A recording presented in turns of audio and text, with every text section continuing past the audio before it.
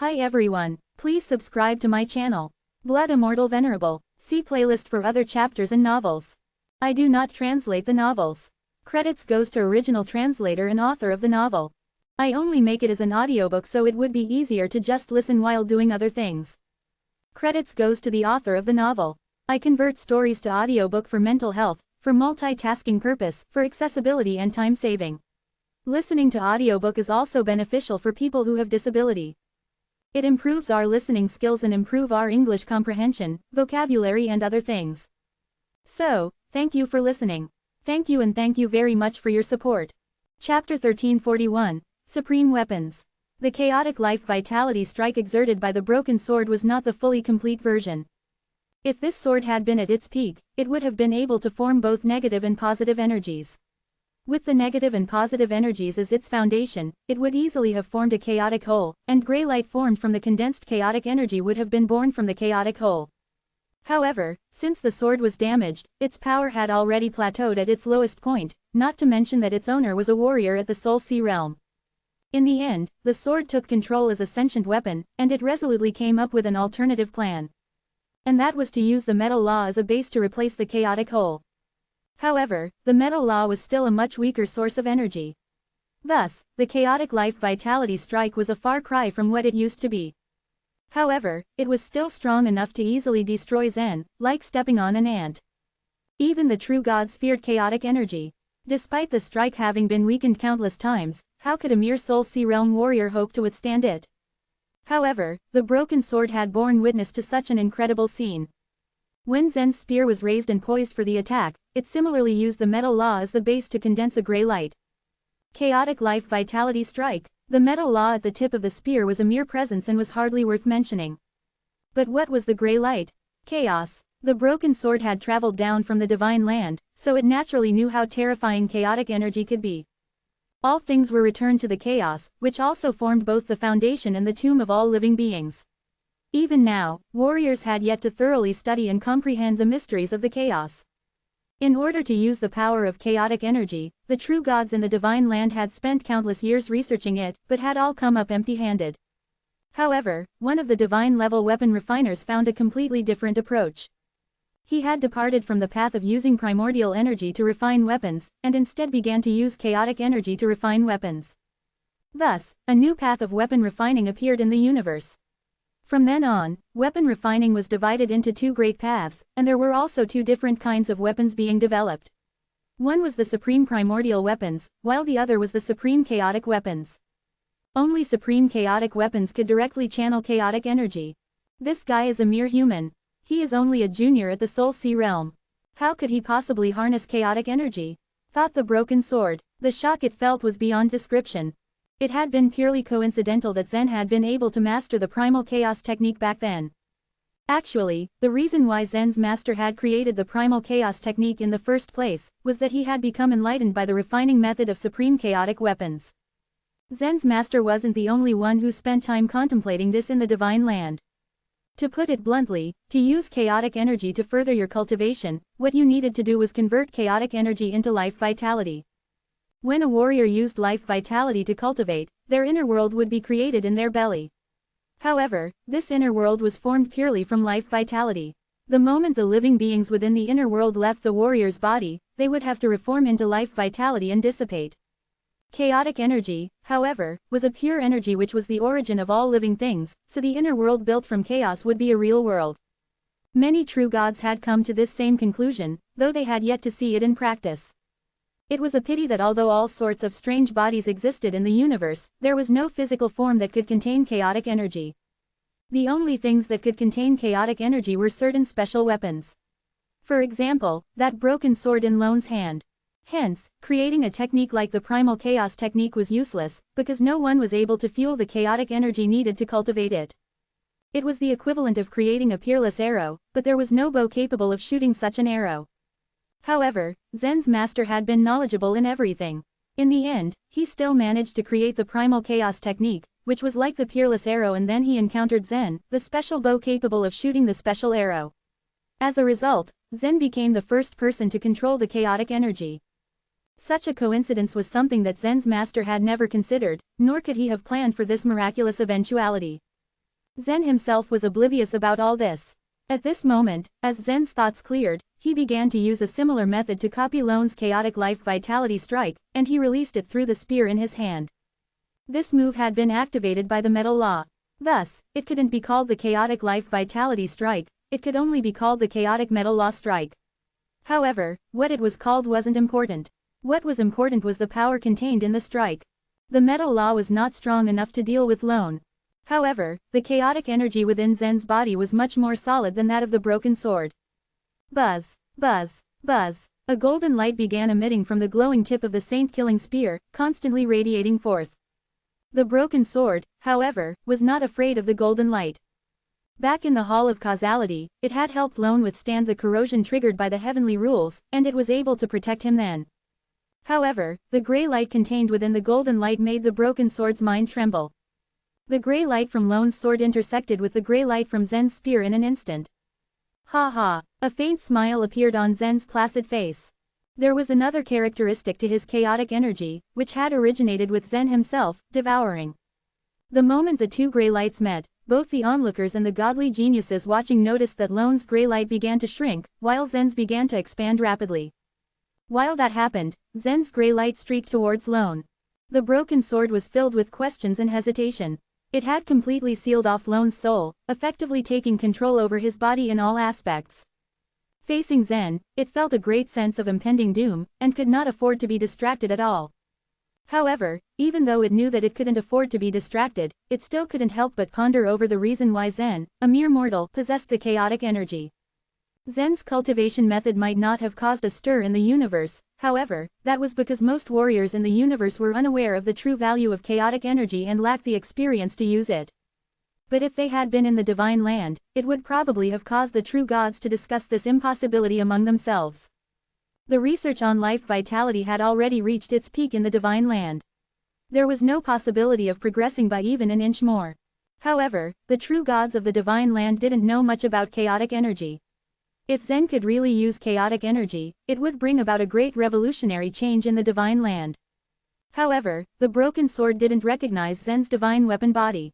After stepping into the divine weapon, Zen's body had become more and more complete, and he was able to hide the weapon aura from the other warriors.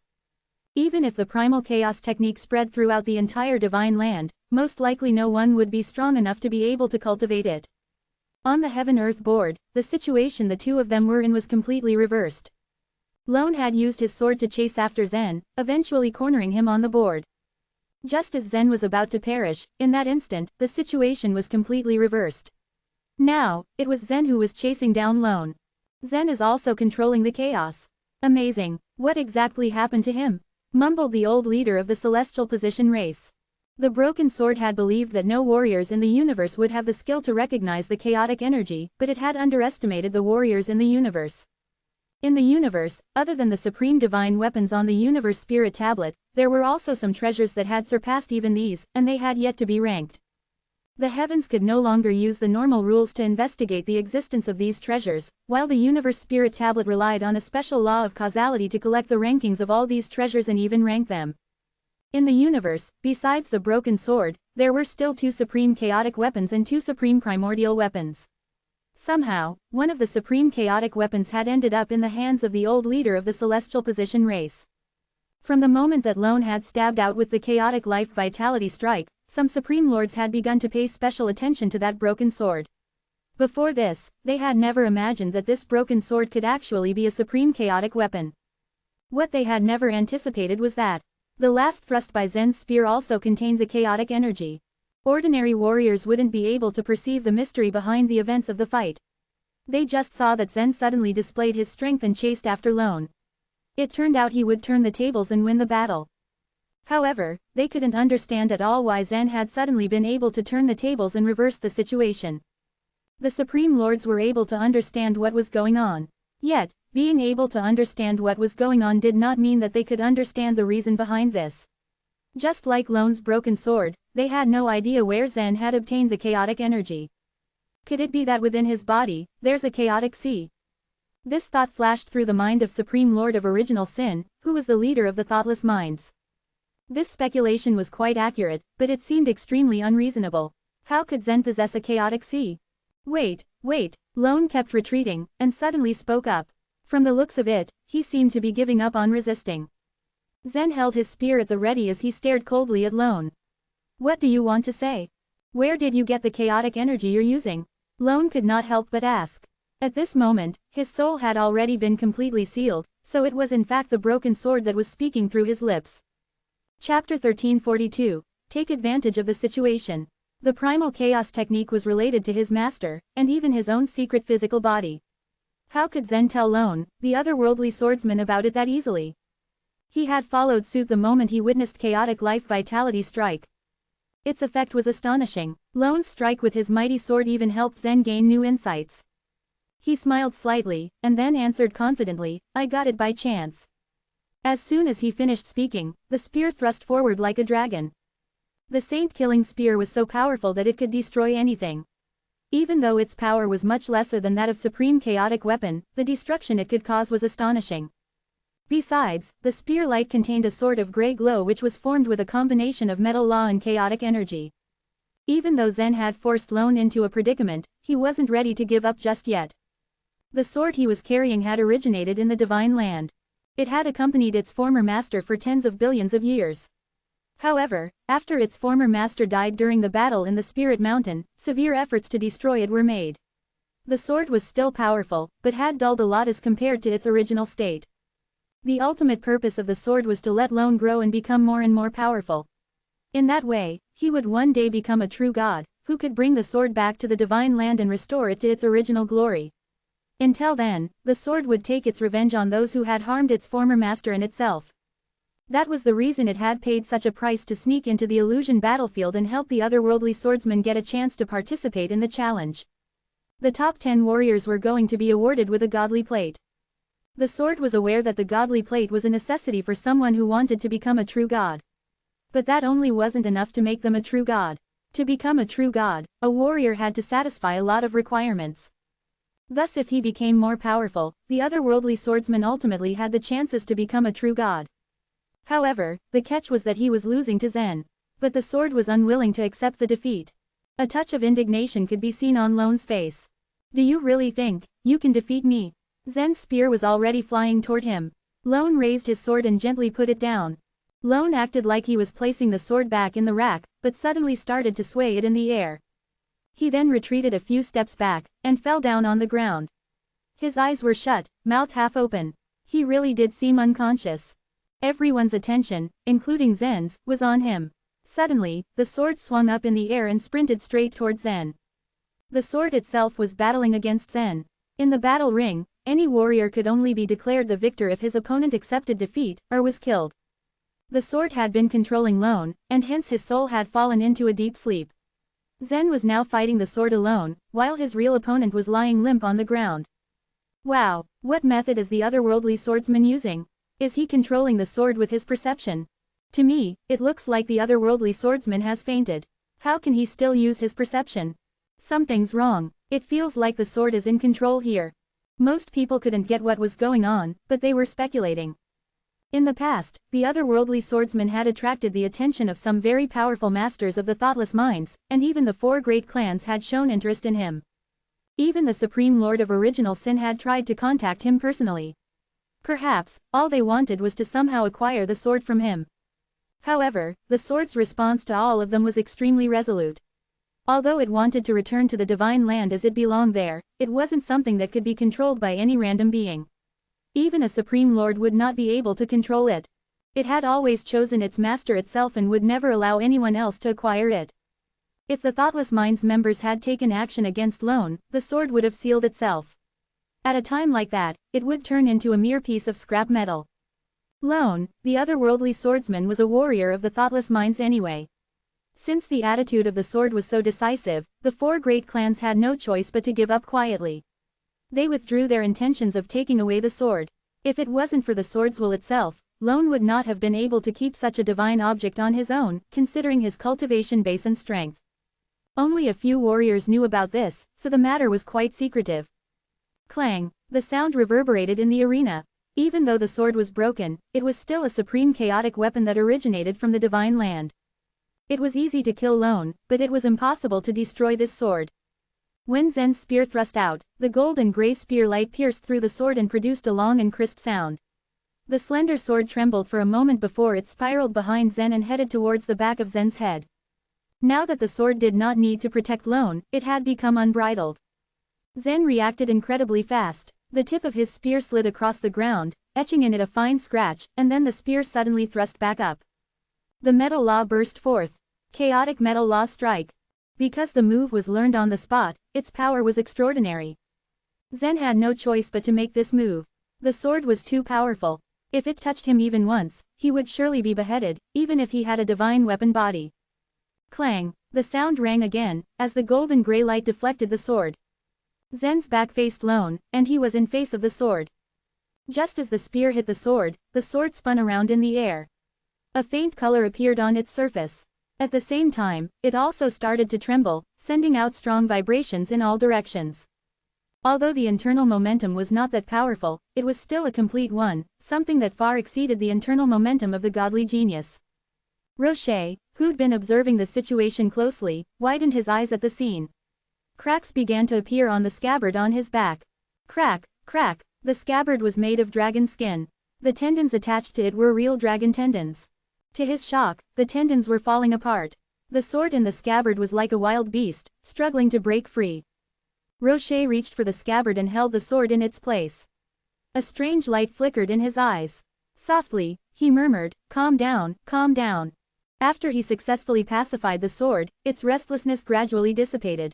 The 8 warriors who were also present at the Heaven-Earth board were also startled by the powerful aura that the sword was sending out. Lawson and Nathan observed its vibrations seriously, feeling a tingling sensation on their bodies. Both of them wanted to be ranked first. Naturally, they paid proper attention to their potential opponents.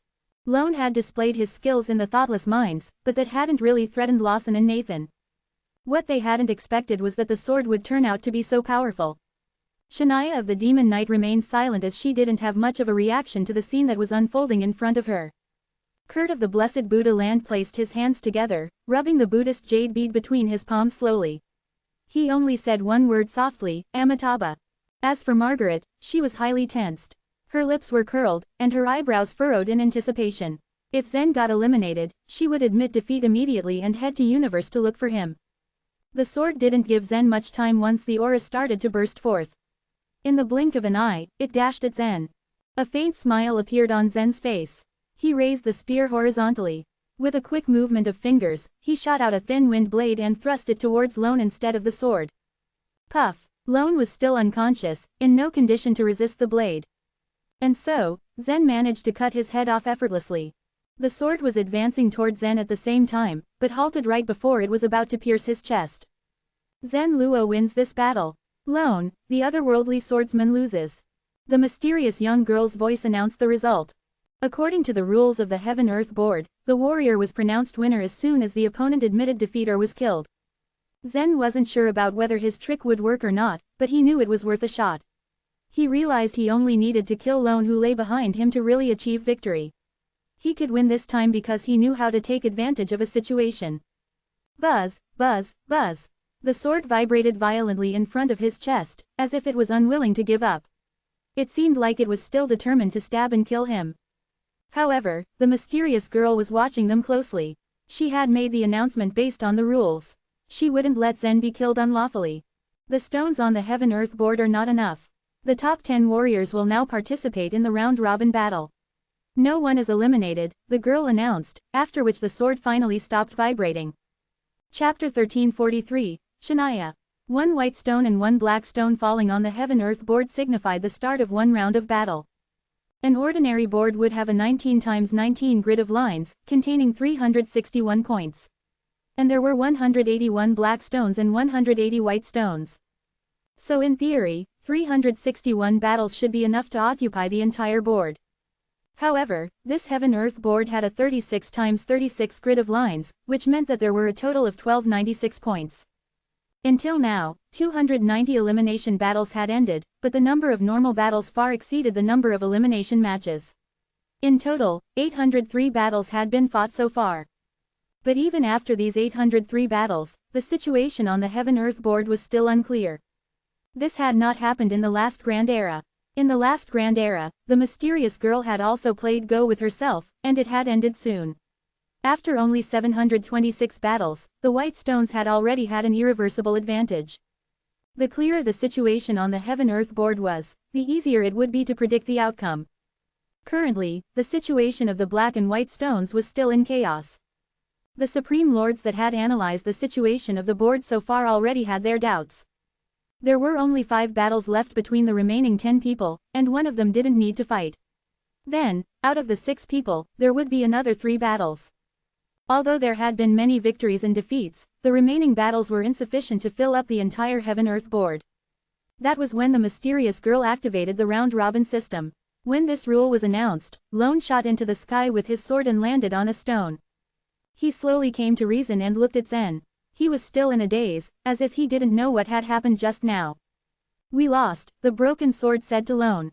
"Lost. I am eliminated." Lone's face darkened. "We still have a chance."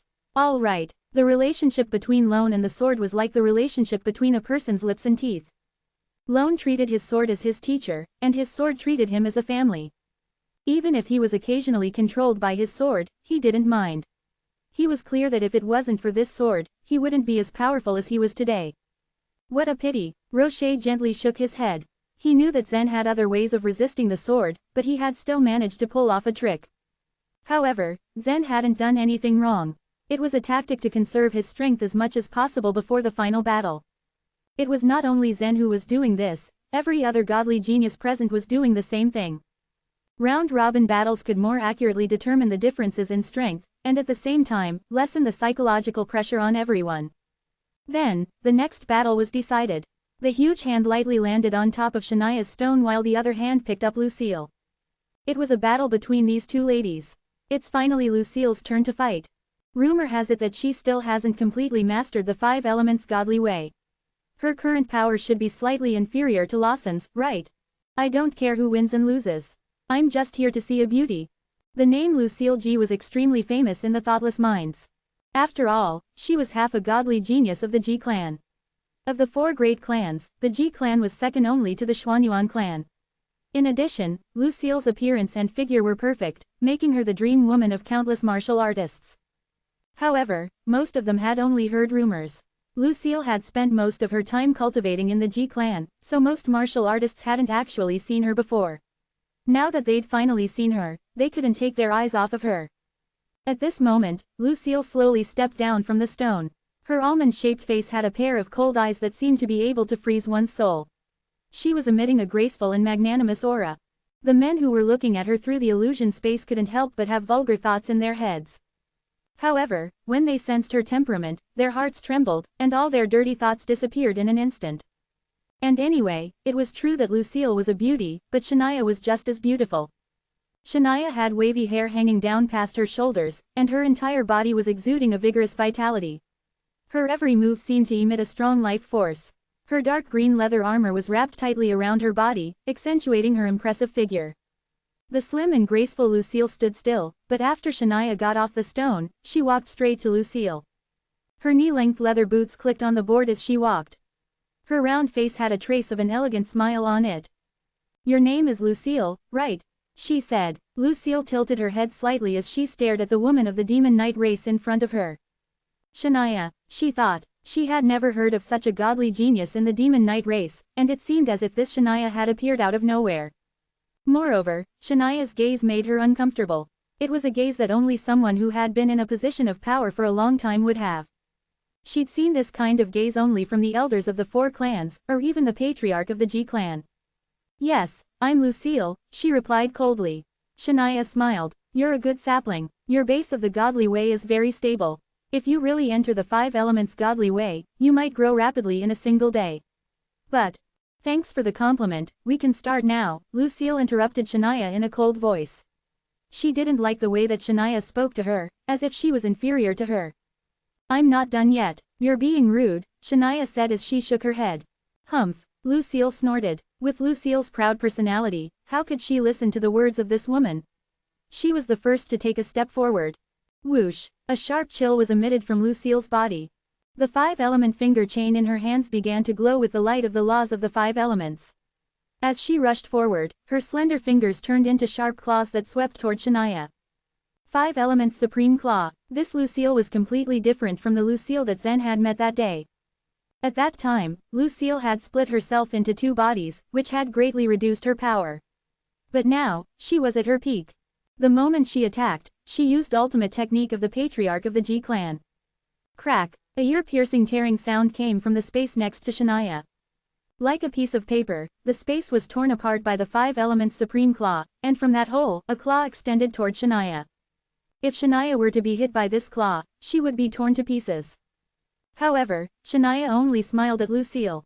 Her smile was like the blooming of a water fairy. It had the ability to captivate anyone who saw it. Then, she stretched out a single finger in front of the 5 Elements Supreme Claw. Crack! The claw instantly disintegrated. Lucille's expression immediately changed. She lightly tapped the board with her feet. Her dress fluttered slightly and her body moved to the side. Instead of faltering, she once again used her claw to strike down from above. This time, Shania looked up and raised her hand above her forehead, as if she was blocking out the sun. Then, she extended a single finger to block Lucille's attack once again. Not only did this scene sour Lucille's mood, but it also agitated the entire G clan. The 5 Elements Supreme Claw. Even Nathan cannot block it so easily. Who on earth is this Shania? Due to the internal strife within the Demon Knight race, they haven't produced any amazing talents. How did this one appear out of nowhere? In the past few years, although the competition between the 2 queens of the Demon Knight race had not affected the foundation of the entire race, it had definitely affected their prosperity. What was most obvious was that the number of geniuses had drastically decreased. When the world of chaos had arrived, the geniuses of all the races had turned up, but the Demon Knight race had been an exception. Their talents couldn't compete with those from other races at all. But this time, much to everyone's confusion, a talent from the Demon Knight race had suddenly appeared. I told you, I wasn't done yet. Are you ready to listen now? Shania stubbornly repeated, as if she wasn't going to make a move before she finished her words. Lucille's forehead was slightly creased. She stared at Shania and asked, "What do you want to say?" "That's more like it." Shania smiled. A plant rapidly grew on her palm, and from it bloomed a blood-red rosé. "Your aptitude and future are limitless, but now that you've met me, it's better to surrender as soon as possible. In any case, this is a round-robin battle. If you surrender, you won't be eliminated. Although warriors can't die in this illusion battlefield, crushing the mind and body of such a seedling would be a sin on my part." Chapter 1344, Thorn Forest. No matter who it was, anyone who heard such arrogant words would feel extremely displeased. Shania phrased her words like a warning, but it was actually a blatant provocation. The atmosphere in the G clan immediately became heated. Their discussions, curses, and roars were almost enough to lift the roof of the grand hall beneath the picture. This hussy seems to specialize in the life law. She is the godly genius of the Demon Knight. What sort of godly way does she cultivate? How dare this nobody talk to Lucille in such a tone? Does she really think so highly of herself? Lucille is not weak. Before joining the illusion battlefield, she brought Lucy into the altar to cultivate the 5-element reincarnation. Even if she fights with Nathan, the battle would be a draw. So how dare this jerk be so arrogant? The G clan had pinned all their hopes on Lucille. Even though her lotus flower had not fully bloomed yet, the achievements she would make after becoming a godly genius would definitely not pale in comparison with the achievements of Nathan or Lawson. The G clan might be just one of the 4 clans in the Thoughtless Minds, but even without the other clans, it was a force to be reckoned with. How could they tolerate this woman stamping on their pride? Even the patriarch of the G clan, who was standing behind the crowd, had a stern expression on his face as he stared fixedly at the picture. Lucille's temper began to flare up. There was a flash of killing intent in her intimidating eyes when she heard Shania's words. However, the killing intent only flashed slightly and quickly faded away. Then, her eyes became as cold as ice. As the ace talent of the G clan, her mental state had to be absolutely steady. She couldn't be daunted just because of a few words from Shania. After thinking for a while, Lucille said blandly, "There are trillions of warriors participating in this competition to rule the world of chaos. Almost all of the warriors at the Soul Sea realm have participated. Some of them became cannon fodder and were slaughtered at will. Some were used as stepping stones for others to reach higher. Most of them could only prove their determination in martial arts in life and death situations. Everyone has their own goals, and I carry the hopes of the G clan. Since I've already reached this stage, I don't mind climbing up one more step." Why should I admit defeat? Lucille's voice was clear and cold. After she finished her words, the sound of clapping came from afar. It was coming from Zen. Hearing the applause, Lucille calmly turned around with a smile on her face, a smile that she hadn't shown for a long time. Her smile was like a plum blossom blooming in the snow, cheering up anyone who saw it. The child from the G clan is indeed courageous. The elegant smile on Shania's face faded and her face darkened. Since that's the case, don't say that I didn't warn you. After she finished speaking, the bright red petals of the rose in her hand instantly disintegrated and turned into fine powder. The very next moment, the snowflakes that were falling slowly behind Lucille thickened. As the wind whirled, heavy snowfall swept across the entire heaven-earth board. The atmosphere had suddenly become tense. Knowing that she had to stay one step ahead, Lucille made the first move. Although she had already stabilized her state of mind, she didn't want to underestimate her opponent. She knew that Shania's strength had to be extraordinary. The woman was a godly genius born in an almost perfect race. How could she possibly be weak? At this moment, the 5-element finger chain in her hand flashed with a colorful light. At the same time, a pair of swords appeared in her hands. These swords were only half the length of an ordinary sword and had serrated blades. They were usually used by assassins. After the pair of swords landed in her hands, Lucille immediately charged straight at Shania. Whoosh, whoosh, whoosh. As Lucille dashed forward, her figure was constantly flashing. It was as if several Lucilles were dashing forward at the same time, but it was difficult to tell which one her real body was with a single glance. Shania slightly raised her thick eyebrows as a smile appeared on her face. However, she remained motionless on the spot. Swing! A sword stabbed Shania's body. Immediately following that, Lucille turned around and thrust the other sword backward while simultaneously pulling back the first sword, creating another shocking wound on her opponent. Then, she turned back to Shania and pulled out the second sword as well. She pulled off these movements in the span of a split second.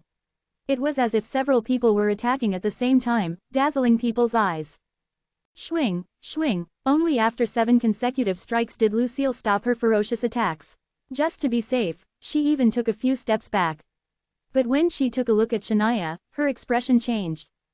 Although Shania's body seemed to be badly injured, there was not a single trace of blood flowing out from the wounds. Soon, her body began to rapidly turn yellow and wither before Lucille's eyes. Finally, it turned into a withered yellow trunk. On the other side of the heaven-earth board, there was a 1-inch-long sapling that was sprouting rapidly. It grew to the height of a woman and gradually turned into Shania's body. Shania laughed. You can't even tell where the real me is. Do you really think you can become a godly genius? Shania had a faint mocking smile on her face as she spoke.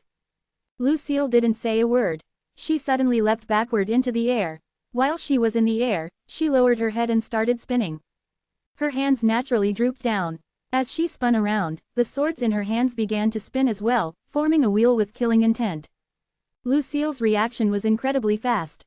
The instant she got close to Shania, the beams of radiance of the two swords intersected and flashed. The next moment, they had already swooshed around Shania's neck. With a plop, Shania's head was chopped off her body. But no blood was seen spurting from this wound. Soon, this body, too, turned into a withered trunk. The next moment, another sapling a few steps away grew rapidly, and once again, Shania was standing in front of Lucille unscathed. Lucille was well prepared to contend with the other warriors of the top 10. She knew that whether it was Zen, Nathan, or Margaret, who was specialized in sword array, none of them were weak. But the woman in front of her had never attracted her attention before. She had never expected that Shania would be so difficult to deal with. Since you didn't listen to my suggestion, I will make you surrender. At this moment, Shania finally decided to launch an attack. She bent forward slightly and pointed at the ground with her fingers. Everyone saw a small seed sprouting from the ground. From inside that small seed, about 5 twigs with thorns surged out madly. These thorny twigs were ugly and were like vipers that crawled. Each twig had thorns on both sides and they spread out recklessly in all directions. Crack, crack. Every time the twigs grew to a certain extent, they split into 2, then 4, and so on, wildly spreading around the heaven-earth board. In a short while, the whole board was covered by the twigs. As for Lucille, she was trapped in the middle of all the twigs. Crack! As Lucille circled around, 2 beams of light from her swords whirled around the twigs like a tornado and cut a clean area around her. But why were these twigs spreading so fast? Just as soon as she cut off the thorny twigs in one area, the twigs in another area immediately grew and surrounded her again. On the other hand, Shania drifted through the mess of twigs with ease, like the queen of the thorn forest. Everywhere she went, the twigs automatically made way for her. And soon, Shania approached Lucille. At the moment, Zen and the others were floating on their stones and were unable to see the fight between these two women in the thorn forest. Of course, it wasn't only them who couldn't see what was going on. All the warriors in front of the picture were paying close attention to the battle between Lucille and Shania, but they were unable to make out what was happening as both women were covered by the endless thorns. The audience could do nothing but stare blankly at the picture. After about 5 minutes, a loud sound blasted in everyone's ears. A sea of fire broke out in the thorn forest, and the scorching flames soon spread out across the whole board covered by the thorn trees. Chapter 1345, Latonia. After a violent explosion, a huge fire was set ablaze that was more than 100 feet high, engulfing everything around it. Suddenly, a slim figure rose from the flames. It was Lucille. Among the 3,000 godly ways, the 5 elements godly way was the most extensive type. It was also the most comprehensive type of cultivation technique. The orders of creation and restriction of the 5 elements were known by everyone. Metal creates water, water creates wood, wood creates fire, fire creates earth, and earth, in return, creates metal. On the other hand, wood restricts earth, earth restricts water, water restricts fire, fire restricts metal, and metal, in turn, restricts wood. The 5 elements were present in all things in the world and there were only a few other laws that needed to be applied. Therefore, using the power of the 5 elements to construct the inner world was much easier than using the power of other godly ways. The 5 elements within Lucille's body were usually in a balanced state. When she was in the forest of thorns, she released fierce fire and burned all the thorns around her. Crack, crack, crack, as the thorns burned, small explosions could be heard everywhere. Soon, the thorny forest had burned to ashes. From these ashes grew a bright green vine that never faded away. A fire would burn everything in its wake, turning it into ashes. But there were some plants in this world that were not afraid of fire. The bright green vine that grew from the ashes was the flame fairy vine. Not only this vine was not afraid of fire, but it would grow more and more if it came in contact with it. The flame fairy vine could grow in ordinary places, but it was everywhere in the divine flame world. As the vine unfurled, a light purple flower bud rapidly bloomed on the top of the vine. Inside this bud was Shania. This woman, Lucille frowned. She knew this was going to be tricky. She had no idea this woman could have such control over the life law. She couldn't kill her. Shania was sitting like a dignified queen, lying back against the flower as if it were her throne. She stared at Lucille saying indifferently, "I told you before. You don't have the slightest chance to win this fight with me. You might as well skip this battle and focus on facing your next opponent. But since you want me to play with you, then let's go. Let's do this." As she finished speaking, a tiny crack appeared in the vine. Black insects started to crawl out one after another. Once outside, the insects would spread their wings and fly towards Lucille like a black cloud in a storm. "There are too many heart-eating insects," Lucille murmured as she was shocked, looking at the insects approaching her. The heart-eating insects were ranked 4th on the magical insect list. They could silently drill into a warrior's heart and continuously suck their blood essence. These insects could live like this for dozens of years without the warrior noticing. If the heart-eating insects grew up too much, they would rip off the warrior's body, and the warrior would die from having their heart shattered. The heart-eating insects had nearly indestructible pincers that could even drill into all kinds of weapons and bite them, leaving thousands of holes behind. A group of heart-eating insects could devour anything that was put in front of them in a matter of seconds. Many warriors attached great importance to them because they could eat anything. In the face of many difficult situations, the warriors would use these insects. Since they were a rare species, the heart-eating insects were considered extremely valuable. No warrior was able to bring any living things into the illusion battlefield. So either Shania used her life energy to produce the heart-eating insects, or she had caught them within the illusion battlefield. There was such a large number of heart-eating insects that Lucille would face extreme difficulties dealing with them. Humph, it really is her. Only she can control the life law so perfectly. Suddenly, the G clan's patriarch made himself heard. Hearing his voice, everyone in the G clan was shocked. "Patriarch, is Shania really the queen of life of the demon knight race?" One of the G clan members asked. The G clan members had been speculating about Shania's real identity. The queen of life of the demon knight race had been hiding quietly for the past years. thinking that she had returned aroused the G-clan members' interests. Yes, Shania is in reality Latonia, the Queen of Life. I saw this woman before. The Demon Knight's 3 queens all have different personalities. Lavender is a decisive person, but her personality is the simplest. Elena is tyrannical and ruthless. Latonia, however, is scheming and ambitious. I'm afraid she is plotting something. It was hard for the Demon Knight members to judge their queens correctly because they were submissive and revered their queens.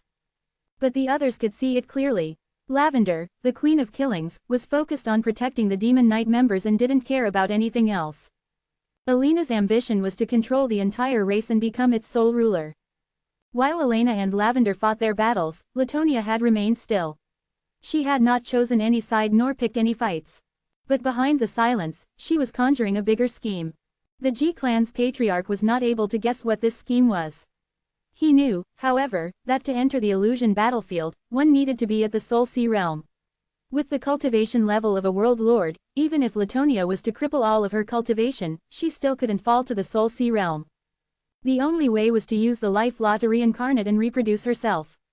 She would have to pay a big price. The bigger the price, the bigger the prize. So what was she after? The G-clan's patriarch looked worried. He wasn't paying much attention to what was unfolding during the battle. After all, there was still a chance for Lucille to make a comeback.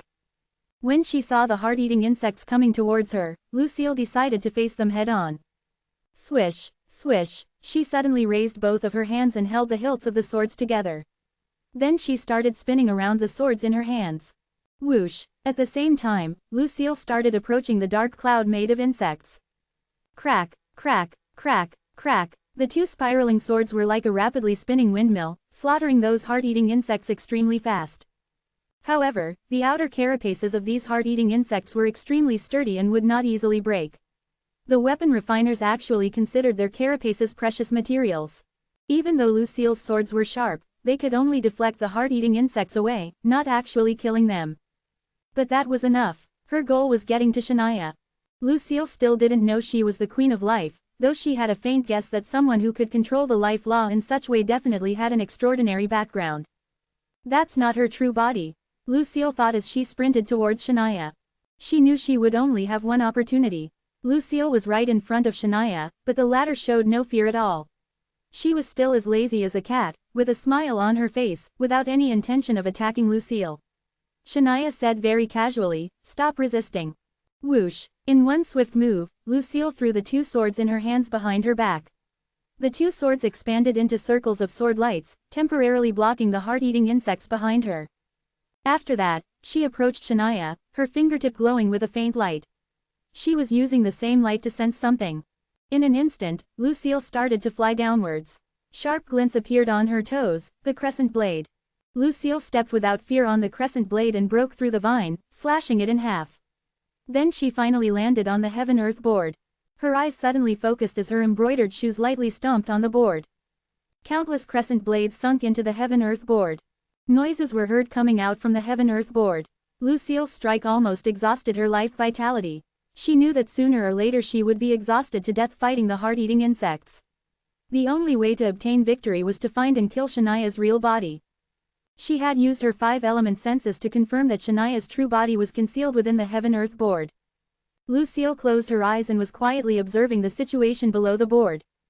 The heart-eating insects had been able to cross through the spinning swords and were charging straight at her. Lucille chose not to resist. If she couldn't find Shania, then it would be her loss. Chapter 1346, Mr. Storyteller. The heaven-earth board was 1,000,000 feet long and 1,000,000 feet wide, but only 10,000 feet high. If one were to look at it from a distance, they would see a flat, square board. A number of crescent blades moved back and forth in Lucille's mind. "I found her," she exclaimed abruptly, her eyes flying open. The first crescent blade pierced Shania's body. Before anyone could react, all the crescent blades rushed in one direction. These crescent blades were sharp and fast. Even Zen hadn't been able to avoid them when he had used the 8 smoky melodies. What followed on the heaven-earth board was quiet massacre. Shania's body had been sliced through countless times. But no one could see the bloody scene. They only thought that Lucille was standing there in a daze. The G-clan's ace talent is about to admit defeat. She's giving up on resisting. The Demon Knight's godly genius is so powerful. Lucille can't do anything to her. The world of chaos really is amazing. There hadn't been a godly genius like her in the last tens of thousands of years. But now, 10 of them have suddenly appeared out of nowhere. At this moment, the black mass of heart-eating insects rushed towards Lucille. Buzz. Lucille wiggled the 5-element finger chain she had on her fingers. From the moment the laws of the 5 elements fused with each other, her skin had turned gray. This light was the 5-element body protecting light and was similar to the light on the surface of the magnetic sacred mountain. However, the heart-eating insects were ranked 4th on the magical insect list, and they could eat almost everything. Although the 5-element body protecting light was formidable, it wouldn't be able to hold out for long. Crack, crack, crack. The densely packed swarm of heart-eating insects surrounded Lucille's body and began biting at the 5-element body protecting light. It was not long before the first heart-eating insect drilled into her body, causing her an intense, gouging pain. And then, she felt the second insect's assault. Then the third. But Lucille endured the pain as she controlled the crescent blades to continue cutting through Shania's flesh within the board. Both of them used their formidable methods to try and destroy each other. A few seconds later, Lucille sensed that Shania was slowly rising from within the board. It was not long before the real Shania appeared along with her crescent blades on the board. Whoosh, whoosh, whoosh, whoosh, the crescent blades cut through the air towards Shania. This situation looked hopeless for Lucille. Shania made her way towards Lucille, smiling smugly. Not a single drop of blood had left her body, which was covered in a green liquid once the sharpness of the crescent blades had passed by her. This round shall end here. Your performance wasn't bad. You were able to clearly see the flaws in my movements that I left on purpose. Shania then followed the vine beside her and stepped into the air, rising about 10 feet and looking down on Lucille. She left the flaws on purpose. Lucille thought, surprised. The pain that was caused by the heart-eating insects had already made her pale. What saddened her was that the gap between her and Shania was so huge. Her opponent was like her master, and her resistance had only been induced by her words. Why was there such a huge gap between her and Shania? Lucille had been defeated in this battle, and miserably at that. Although both of them were at the Soul Sea realm, Lucille had been led by the nose. Shania was like a player with profound skills playing a Go game. Since she had enough skills, she had deliberately left some flaws and observed her opponent's ability to seize these flaws in order to judge their strength. This was the method a master used to test their disciple. Lucille was behaving well, but Shania was already standing at a higher position, looking down on her. Even Nathan hadn't treated her like this. Not long after, a stone appeared beside Nathan, and Lucille appeared on it in a flash of light. She looked sad. Nathan knew her very well, but he didn't seem to care for her very much at the moment. Instead, he smiled and said, I heard that you've already cultivated the 5-element reincarnation. But you still haven't used it in this battle, right? I was saving it to deal with you, Lucille said sharply, deeply unhappy with his attitude. Really? Nathan smiled. I don't mind. If I go to battle with Shania, I can help you teach her a lesson. Stop boasting, Lawson said, a rather evil smile on his face. This woman is very powerful. Even without Lawson's reminder, Nathan had felt that something was wrong with the woman. The woman was a little too strong and she had even exceeded the limits of her realm. He felt that something else was wrong too, but Nathan and the others were still geniuses of the younger generation. The only ones who could tell that Shania was the Queen of Life were the Supreme Lords. Furthermore, they had used the past experiences and characteristics of the Queen of Life to confirm that. But given Nathan's and the others' experiences, they naturally could not see through Shania's background. Is that so? Nathan said indifferently, not seeming to care at all. As the #1 godly genius, he had absolute confidence in his own strength. That confidence had already become his warrior spirit. He couldn't question his own strength. If he doubted it, his warrior spirit would break. This was Nathan's godly way. But he did have the confidence to defeat this woman. The battle between Shania and Lucille ended with Shania winning. But no one dared underestimate Lucille's strength. It was just that Shania was way stronger than Lucille and her strength was causing many to be wary of her. Kurt's strength had already exceeded their expectations. And now, the godly genius of the Demon Knight race was equally strong. The 10 people within the picture were busy with their own thoughts. The warriors outside the picture were discussing this animatedly. The battles of these 10 people were far more exciting than they had imagined. According to the payout rate from the start, Nathan had the highest chance of winning, while Lucille also had a fair chance. She was ranked 3rd or 4th in people's eyes. Shania had been at the bottom because she wasn't famous. But now, after this battle, Shania's chances of winning had skyrocketed. Some people became rich overnight, and some people went bankrupt. The next battle was between Qarl of the Celestial Position race and Qurt. Although Qarl had an eccentric personality, his strength remained unquestionable since he was a godly genius of the Celestial Position race. And Qurt, who was a talent of the Hidden Spirit Temple, hid his strength well. The two of them had exchanged countless blows, but at the end of it, Qarl was still no match for Qurt. So he decided to admit defeat. By the looks of it, Qarl had a backup plan. But since this was not an elimination, he was unwilling to use that backup plan lightly. Qurt might not have used his full strength, but just the strength he displayed was enough for everyone to guess that he was much stronger than he looked. Once this battle was over, it was Zen's turn. This was Zen's second battle in the competition of the top 10 warriors. Once he was put on the heaven-earth board, he raised his head to look at the giant hand in the sky. None of the other warriors were easy to deal with. His opponent was Lawson. Lawson was a godly genius and was second only to Nathan. This person had even killed Nathan in the illusion battlefield. But Lawson had only participated in one battle in the previous round of battles. Zen didn't know anything about his strength. All he knew was that he seemed to have a good relationship with Nathan and Lucille. Lawson stood on the board, his evil eyes sweeping over the place and his lips curving in a teasing smile. "Oh hi, now I've finally met you. I've been looking forward to seeing you, Mr. Storyteller." Chapter 1347, Head to Head. The surname Lai was quite rare. In fact, the Lai clan only existed within the Thoughtless Minds. Since the Lai clan that Lawson belonged to was one of the oldest clans in the Thoughtless Minds, they were more conservative and their bloodlines were valued more than that of the Ji clan Lucille belonged to, another Ji clan Janet belonged to and the Xuanyuan clan Nathan belonged to. Therefore, they were more arrogant and holding more prejudices against those with a humble background. For instance, even when Supreme Lord Illusion had slaughtered his way through the Thoughtless Minds and led the entire Humanity Alliance into the third battle against them, the patriarch of the Lai clan still considered him to be a rogue. That sort of prejudice seemed to be permanently attached to the blood of the Lai clan now. As Lawson was a godly genius of the Lai clan and also one of the two godly geniuses from the Thoughtless Minds, his prejudice would only worsen. Meanwhile, Zen had become quite prominent in the past few years. Some took a liking to Zen's stories, while many others hated the sound of Zen's voice when it resonated in their ears. However, there was no way to block out the voice that spread through the roaring token. Zen's haters could do nothing but curse him inwardly instead. There were also some who were extremely irritated when they heard Zen's voice, that they became agitated and cursed the heck out of him. Lawson was one of them. 2 years ago, there was a time that Lawson reached his limit and thus cursed Zen and the mysterious girl with his one and only roaring token. This sort of powerless counterattack had happened quite a few times in the past 6 years. In return, the mysterious girl ruthlessly cursed Lawson for 2 hours. And since Lawson only had one roaring token which he'd already used, he wasn't able to talk back. In a fit of rage, he immediately rushed to the Lai clan to find his father for a few more roaring tokens.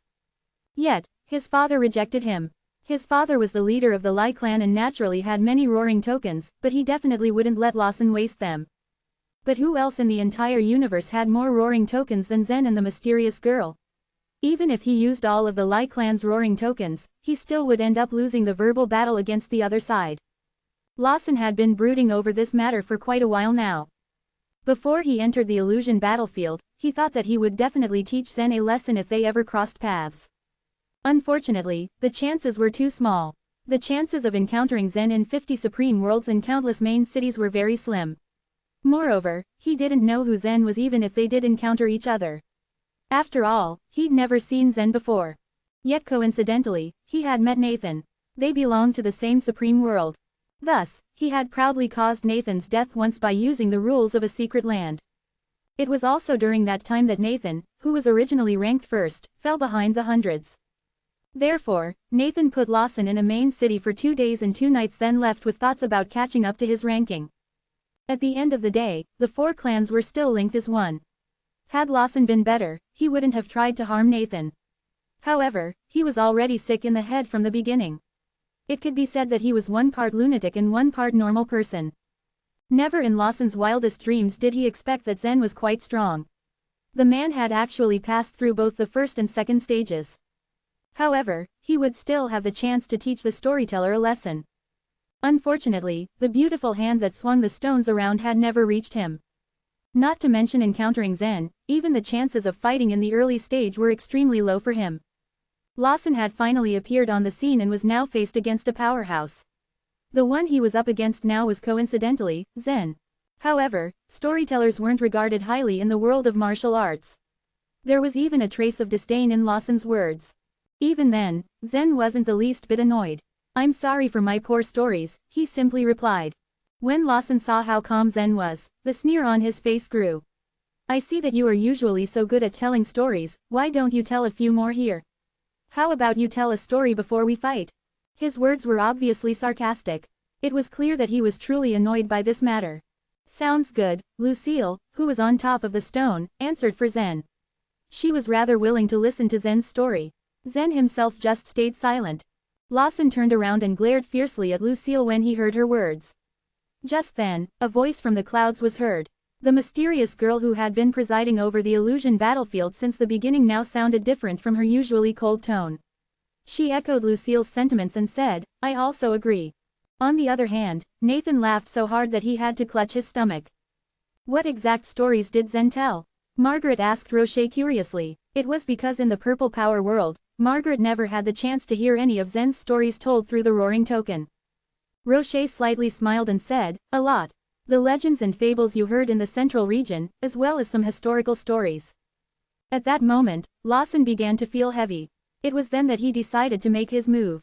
The gray light Zen had displayed earlier indeed made him feel a bit afraid, but he was still highly confident that he could capture Zen. "You've gone far enough, and it's finally the end," Lawson said as he stepped forward. A huge pit appeared the moment his toes touched the board. His body instantly rushed towards Zen at an extremely fast speed.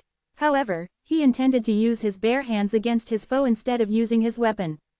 "Are you planning on going head-to-head with me?" Zen asked. He was a little surprised, but he had on a faint smile. He took his stance as Lawson enlarged his pupils, but he had no weapons in his hands at all. "Zen's gonna fight against Lawson with his bare hands. He is too arrogant," Nathan said and shook his head. However, he was looking forward to Lawson being humiliated. "It's hard to say," Lucille murmured. She had fought against Zen before, so she had a deep impression of Zen's tyrannical body. The Lai clan was the only one of the 4 great clans that was good at body refining. Some of their ancestors had taken the path of body refinement, opened up 9 divine stars, and became true gods. From the ancient times until the present, only a select few had reached the godly way. It was likely that only one person from the Lai clan had managed to become a true god through body refining. It was the reason Lawson had no need for his weapon. His own hands were one of his most powerful weapons. However, what he didn't know was that Zen had gone a step further than him. His entire body was a divine weapon. "Since you refuse to use your spear, then go to perdition." Ha ha, Lawson was halfway through the sprint, and burst into a maniacal laugh at what he saw as Zen's arrogance.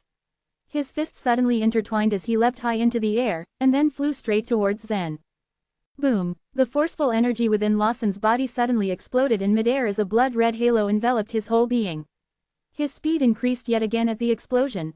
Although he was only 6 feet tall, he emitted such a powerful aura that it felt like he had thrown a mountain at Zen. "It's coming," Zen whispered as his eyes narrowed into slits. His right foot stepped back, and his strength began to flow into his right fist. He knew that since Lawson dared to attack him with a pair of bare fists, he must be extraordinarily powerful. He then extracted the power of the dragon scales and at the same time, a little starlight appeared on his fist. At that moment, Zen didn't think highly or lowly of any of his opponents. Although this Lawson was crazily arrogant, his strength was definitely worthy of Zen's vigilance. Thus, he quickly activated the stellar body. "I'll kill you in one punch," Lawson declared. Lawson's voice was painfully sharp now. The closer he got to Zen, the faster his speed became, and the blood-red halo around his body became denser and denser. When he had been 300 feet away, the blood-red halo appeared dim. Now that he was only 100 feet away, Lawson turned into a completely bloody being as he charged towards Zen. "Do you think that this punch will directly smash that arrogant kid into meat paste?" Definitely. Outside the painting, everyone in the Lai clan had mocking grins plastered on their faces. Was Zen really going head-to-head with the warrior of their clan? Even the ogres that were famous for their body refinement would have to think twice before they did such a thing. Before this fight, Zen had relied on the saint-killing spear to display quite a good level of strength. But to go head-to-head with their clan's Lawson, wasn't that too childish? Chapter 1348. One Punch. Creak. Lawson looked like a demon incarnate as he swung his fist with maximum power. The speed of his strike was also no joke. Sharp wind blades surrounded his fist as it got closer to its target. Luckily, the surrounding space within the picture was stable. If Lawson's punch had been done in the outside world, it would most probably tear a huge hole in the fabric of space. The Lai clan had a special training method. This method involved the use of their supreme divine weapon, the hidden Phoenix Dragon Basin. This amazing basin spanned 10 feet in both height and diameter. It was usually filled to the brim with the blood of all kinds of precious beasts. Rare and precious beast blood wasn't normally suitable for absorption since it was either extremely toxic or too unbearable to take in. However, this hidden Phoenix Dragon Basin was able to convert the blood into something suitable for human consumption while still preserving the special properties of the blood essence. Every year, the Lai clan would send out their people to gather beast blood. In fact, many of their sacred places would already have some in store, ready to offer as tribute to the clan. The blood was collected and then dumped into the basin. Not everyone could soak in this basin. Only those with high enough qualifications could avail of such a high honor. The Lai clan was very particular in choosing who could bathe in the basin. They would sometimes extend the honor to lords of supreme worlds or anyone of equal or higher positions. Choosing who got to bathe in the basin was a big deal. Not even the leader of the Lai clan could casually enter the hidden Phoenix Dragon Basin to soak in beast blood. The only ones who could bathe in it without any restrictions were the clan patriarch and Lawson. However, the clan patriarch had already become a supreme lord. The hidden Phoenix Dragon Basin wasn't really of much use to him now, but it was still greatly beneficial to Lawson. Over the past 10 years, Lawson had greatly taken advantage of his unrestricted access to the basin by soaking in it for 4 to 6 hours every single day. This habit led to the extreme enhancement of his tendons, blood, bones, and flesh. Lawson's entire body had been greatly strengthened by his daily blood baths. There was probably no other ace talent or godly genius who possessed a physique as excellent as his. He wanted to kill Zen with a single punch because he knew he could do so.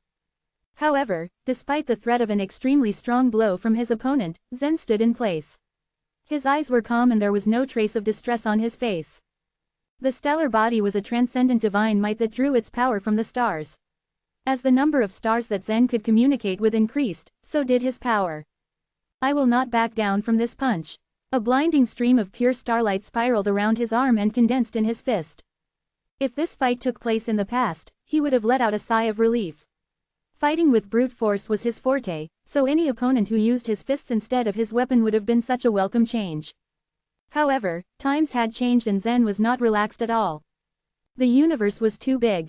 His opponent was a talent who had stood out among the trillions of warriors in this boundless universe. If Zen had heaven-defying luck, Lawson wasn't far behind. The young man also had a huge power backing him.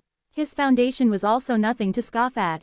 The Lai clan had seen to his growth and gave him the necessary resources to make him stronger than anyone else. Caution did not necessarily equate to fear though. Zen had just assessed his opponent's strength and deemed it worth being wary of. He knew Lawson was strong, so he wanted to reveal the best of his abilities too. Was he going to use the multiple stars' brilliance? No, not for this fight. Zen intended to use another stellar body move in dealing with Lawson.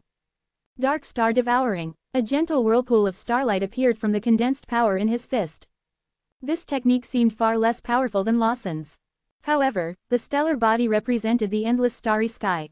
It was a space that was even bigger than the seemingly boundless sea. Boom. At first, everyone thought Lawson held the absolute advantage as he came at Zen with his powerful punch.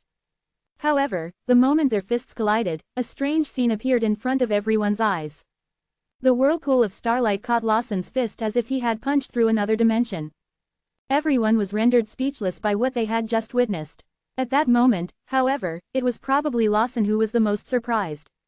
It never ended well for anyone who ever dared to face him. He was well aware of Zen's tricks and his craftiness. He had been prepared for this guy to dodge his punch or to pull some kind of gimmick at the last moment. He never expected Zen to face him head-on. Not only that, but Zen's counterattack was also very strange. It didn't feel that powerful, but it was clear to Lawson that his fist had been cleanly swallowed by Zen's starlight whirlpool. The Dark Star was one of the countless stars in this universe. The Dark Star Devouring was a stellar body move that required the activation of this specific heavenly body.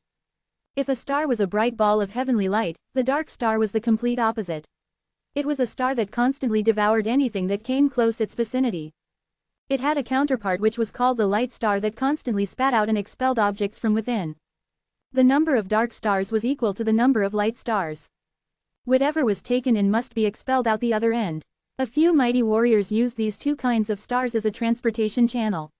It was easier said than done because a warrior's body must be able to withstand the extreme pressure if he wanted to utilize these stars to travel through the star fields. Zen had coincidentally activated a dark star a few years ago, which allowed him to learn this move. No matter how strong Lawson's punch was, it was still dissolved by the whirlpool that had appeared in front of Zen's fist. A faint smile appeared on Zen's face. It was his turn now. Shoo, shoo, shoo, shoo, he launched his counterattack in an instant. The whirlpool that had swallowed up Lawson's fist began to spin in the opposite direction. Light star ejecting. The dark star devouring essentially devoured the force of Lawson's fist, but the light star ejecting did the exact opposite. It brought the power of his punch right back at him. The earlier force from his fist was enough to destroy a 10,000-mile mountain range. That wasn't all. As the light star ejecting brought Lawson's force towards him, Zen also unleashed his own strength. The strength of 40,000 dragon scales. It was a counterattack fused with 2 layers of power. Lawson had originally planned to kill Zen with a single punch, but it seemed the tables had now turned. He hadn't been wrong though. Had Zen not done any kind of strange move or used any special technique, then Lawson would have surely won this fight. However, Zen had used a strange and special technique, and now Lawson was going to suffer the consequences. It was simply impossible for him to escape. Bang, bang. The tremendous force caused the heaven-earth board to crumble underneath Zen as his fist smashed into Lawson's. At the exact moment their fists bumped, Lawson's arm began to disintegrate into tiny pieces. It was as if his flesh and blood had been burned and scattered into the air like ashes. His body that had been nurtured by the blood in the hidden Phoenix Dragon Basin was turned to ashes by this terrifying power. He opened his mouth to say something. He wanted to shout that he shouldn't have ended up like this. This body refining technique wasn't his strongest move. He still had a lot of tricks and moves to show. Killing Zen would have been easy if he used his strongest method. But it was too late now.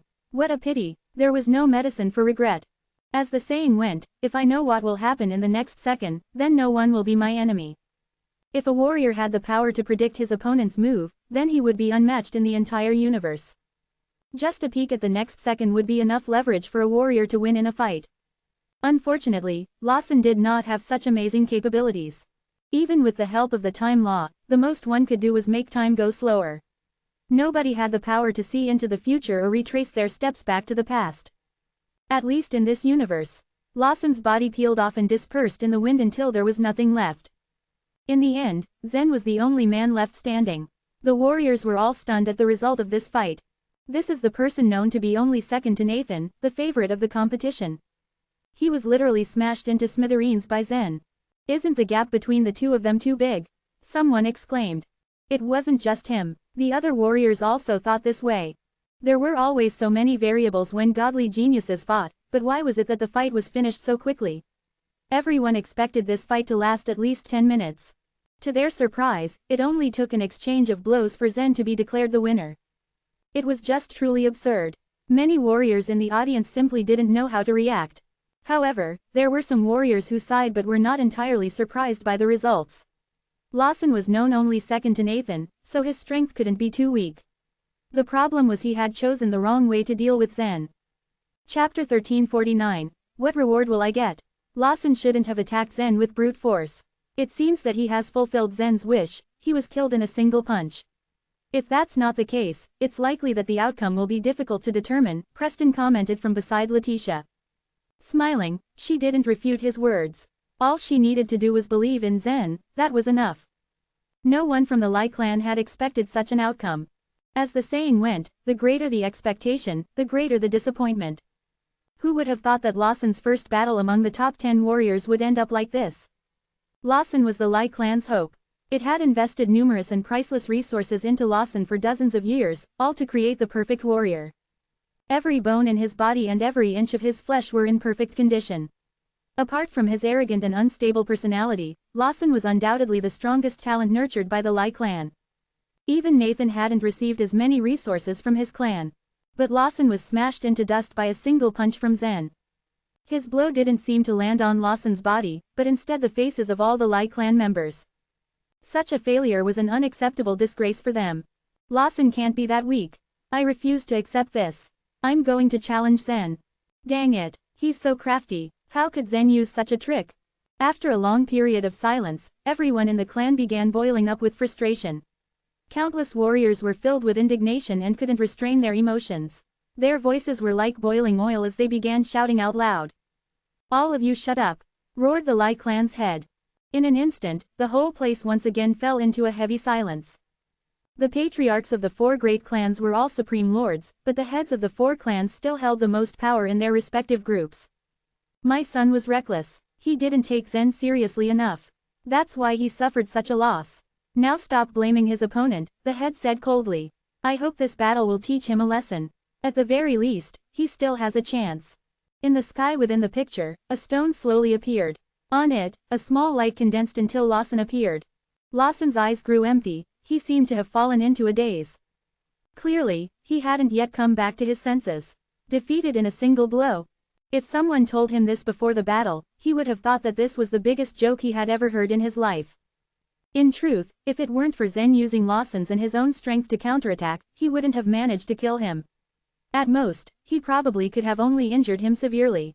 But the severely injured Lawson could fully recover in almost half a minute. His regenerative abilities were much better than that of any ordinary warrior. Not to mention, his cultivation of the godly way was a special one. But none of them mattered any longer. While Lawson grew cold and depressed with the thought, his gaze landed on Nathan. A faint smile hung on the latter's face. "What are you grinning about?" Lawson asked in anger. "Serves you right." Nathan revealed his teeth. While he was very much willing to let anyone teach Lawson a lesson, he couldn't deny that he was irked that it was Zen who did it. It was impossible for Nathan himself to kill Lawson in a single punch. Although it was clear that Zen's victory had some element of luck, he still managed to defeat Lawson in a single punch. Nathan didn't know how to rationalize it. "Humph," Lawson groaned, muffled. Without saying a word, he lost himself deep in thought. Even though he was considered a madman, he wasn't an idiot. This indeed brought great shame and humiliation to him. But he was determined to not let himself be finished for good. He still had a chance. If he lost his confidence after a single blow, he would have truly failed. To become a godly genius, one needed their own unique state of mind. Although Lawson was crazy, persistent, and arrogant, he knew how to repent and mend his ways. Lucille was someone who never gave up. She gracefully accepted defeat and used the failure to push her to work harder. Pursuing absolute justice was Carl, unable to take anything unfairly. As for Nathan, he had absolute confidence in himself. This was his warrior spirit, and it couldn't be broken. While defeating these godly geniuses wasn't necessarily always difficult, it was nearly impossible to crush their warrior spirits. These were the top talents that the clans had invested numerous resources in, they were all brimming with skills. The next battle was between Shania and Carl. Since she had displayed a strength that far surpassed her peers, defeating even Lucille, almost everyone was feeling optimistic about her. The celestial position race had been flourishing all these years. In terms of the number of supreme lords, the race could already stand shoulder to shoulder with the thoughtless minds. But the warriors still didn't expect the poor performance of the celestial position warriors in the illusion battlefield. One of their 2 godly geniuses had already been eliminated, leaving behind a mind-boggling Carl. It was indeed rather unreasonable that only one warrior of the celestial position race had entered the top 10. In some warriors' minds, Carl was slightly weaker than Lucille. No one was expecting any suspense in the battle. Of the other 9 warriors, apart from Nathan, there weren't many with the ability to restrain Shania.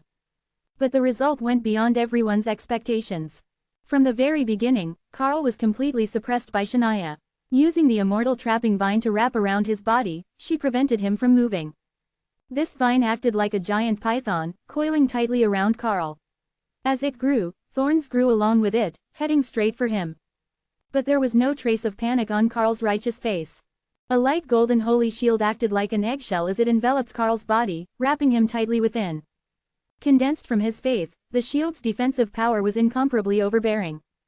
This stalemate lasted quite a while before Shania realized that she couldn't finish off her opponent with the immortal trapping vine. With a wave of her hand, another plant grew rapidly and bloomed into a black flower cage. The bone-devouring flower cage, it was called, filled with bone-devouring water that could melt anything. This was a kind of plant that made people's faces change. But even as Karl was thrown into it, his shield remained intact. Finally, Shania had met her most challenging obstacle. This guy from the celestial position race looked like a complete fool, but his defense was undeniably terrifying. The pale golden holy shield was practically unbreakable. After the 5-minute stalemate, even if Shania went through several methods, it was still nearly impossible to break through Karl's defense. Only when she summoned a large number of heart-eating insects did she finally break it. With this, Shania from the Demon Knight race had claimed victory. From the looks of it, she was just like Zen, they had both defeated 2 godly geniuses. Knowing that the rest of the godly geniuses would encounter Shania sooner or later, they remained standing on their stones, pondering over how to deal with her. But within the Heaven-Earth Board, there was no way to obtain the guidance of their seniors. The countermeasure to Shania's heart-eating insects was still unknown. While the others might not have their seniors' guidance, Lone was a special case. The broken sword in his hand told him how to deal with the insects, and he nodded slightly upon hearing that. The battle on the Heaven-Earth Board continued. Next, it was Nathan against Lone. Lone had lost to Zen once before. Before his second battle, he managed to regain his confidence, vowing to defeat his next opponent. But when he discovered that Nathan was his opponent, his face darkened. He had once lost to Nathan, after all. This left him no confidence to go against the man again. The broken sword in his hand was indeed the most important thing he could rely on, but it was already extremely damaged. Before entering the illusion battlefield, Lone had taken it to numerous people, finding a way to repair it, but to no avail. Facing Nathan, he barely managed to endure a few rounds before taking it upon himself to admit defeat. As for the former, he didn't bother making things any more difficult on Lone. Then, it was Zen's turn for the next battle. But just as he stood on the board, he realized that Margaret was his opponent. Although he knew that he would have to fight Margaret sooner or later, he couldn't help but feel uncomfortable facing her in battle. But a faint smile lingered on Margaret's face. Placing her hands behind her back, she walked slowly toward Zen as graceful of a ballerina, with a charming smile on her face. It didn't seem like they were in a battle at all. Walking right up to him, she raised her head and asked in a sweet voice, "What reward will you give me if I win?"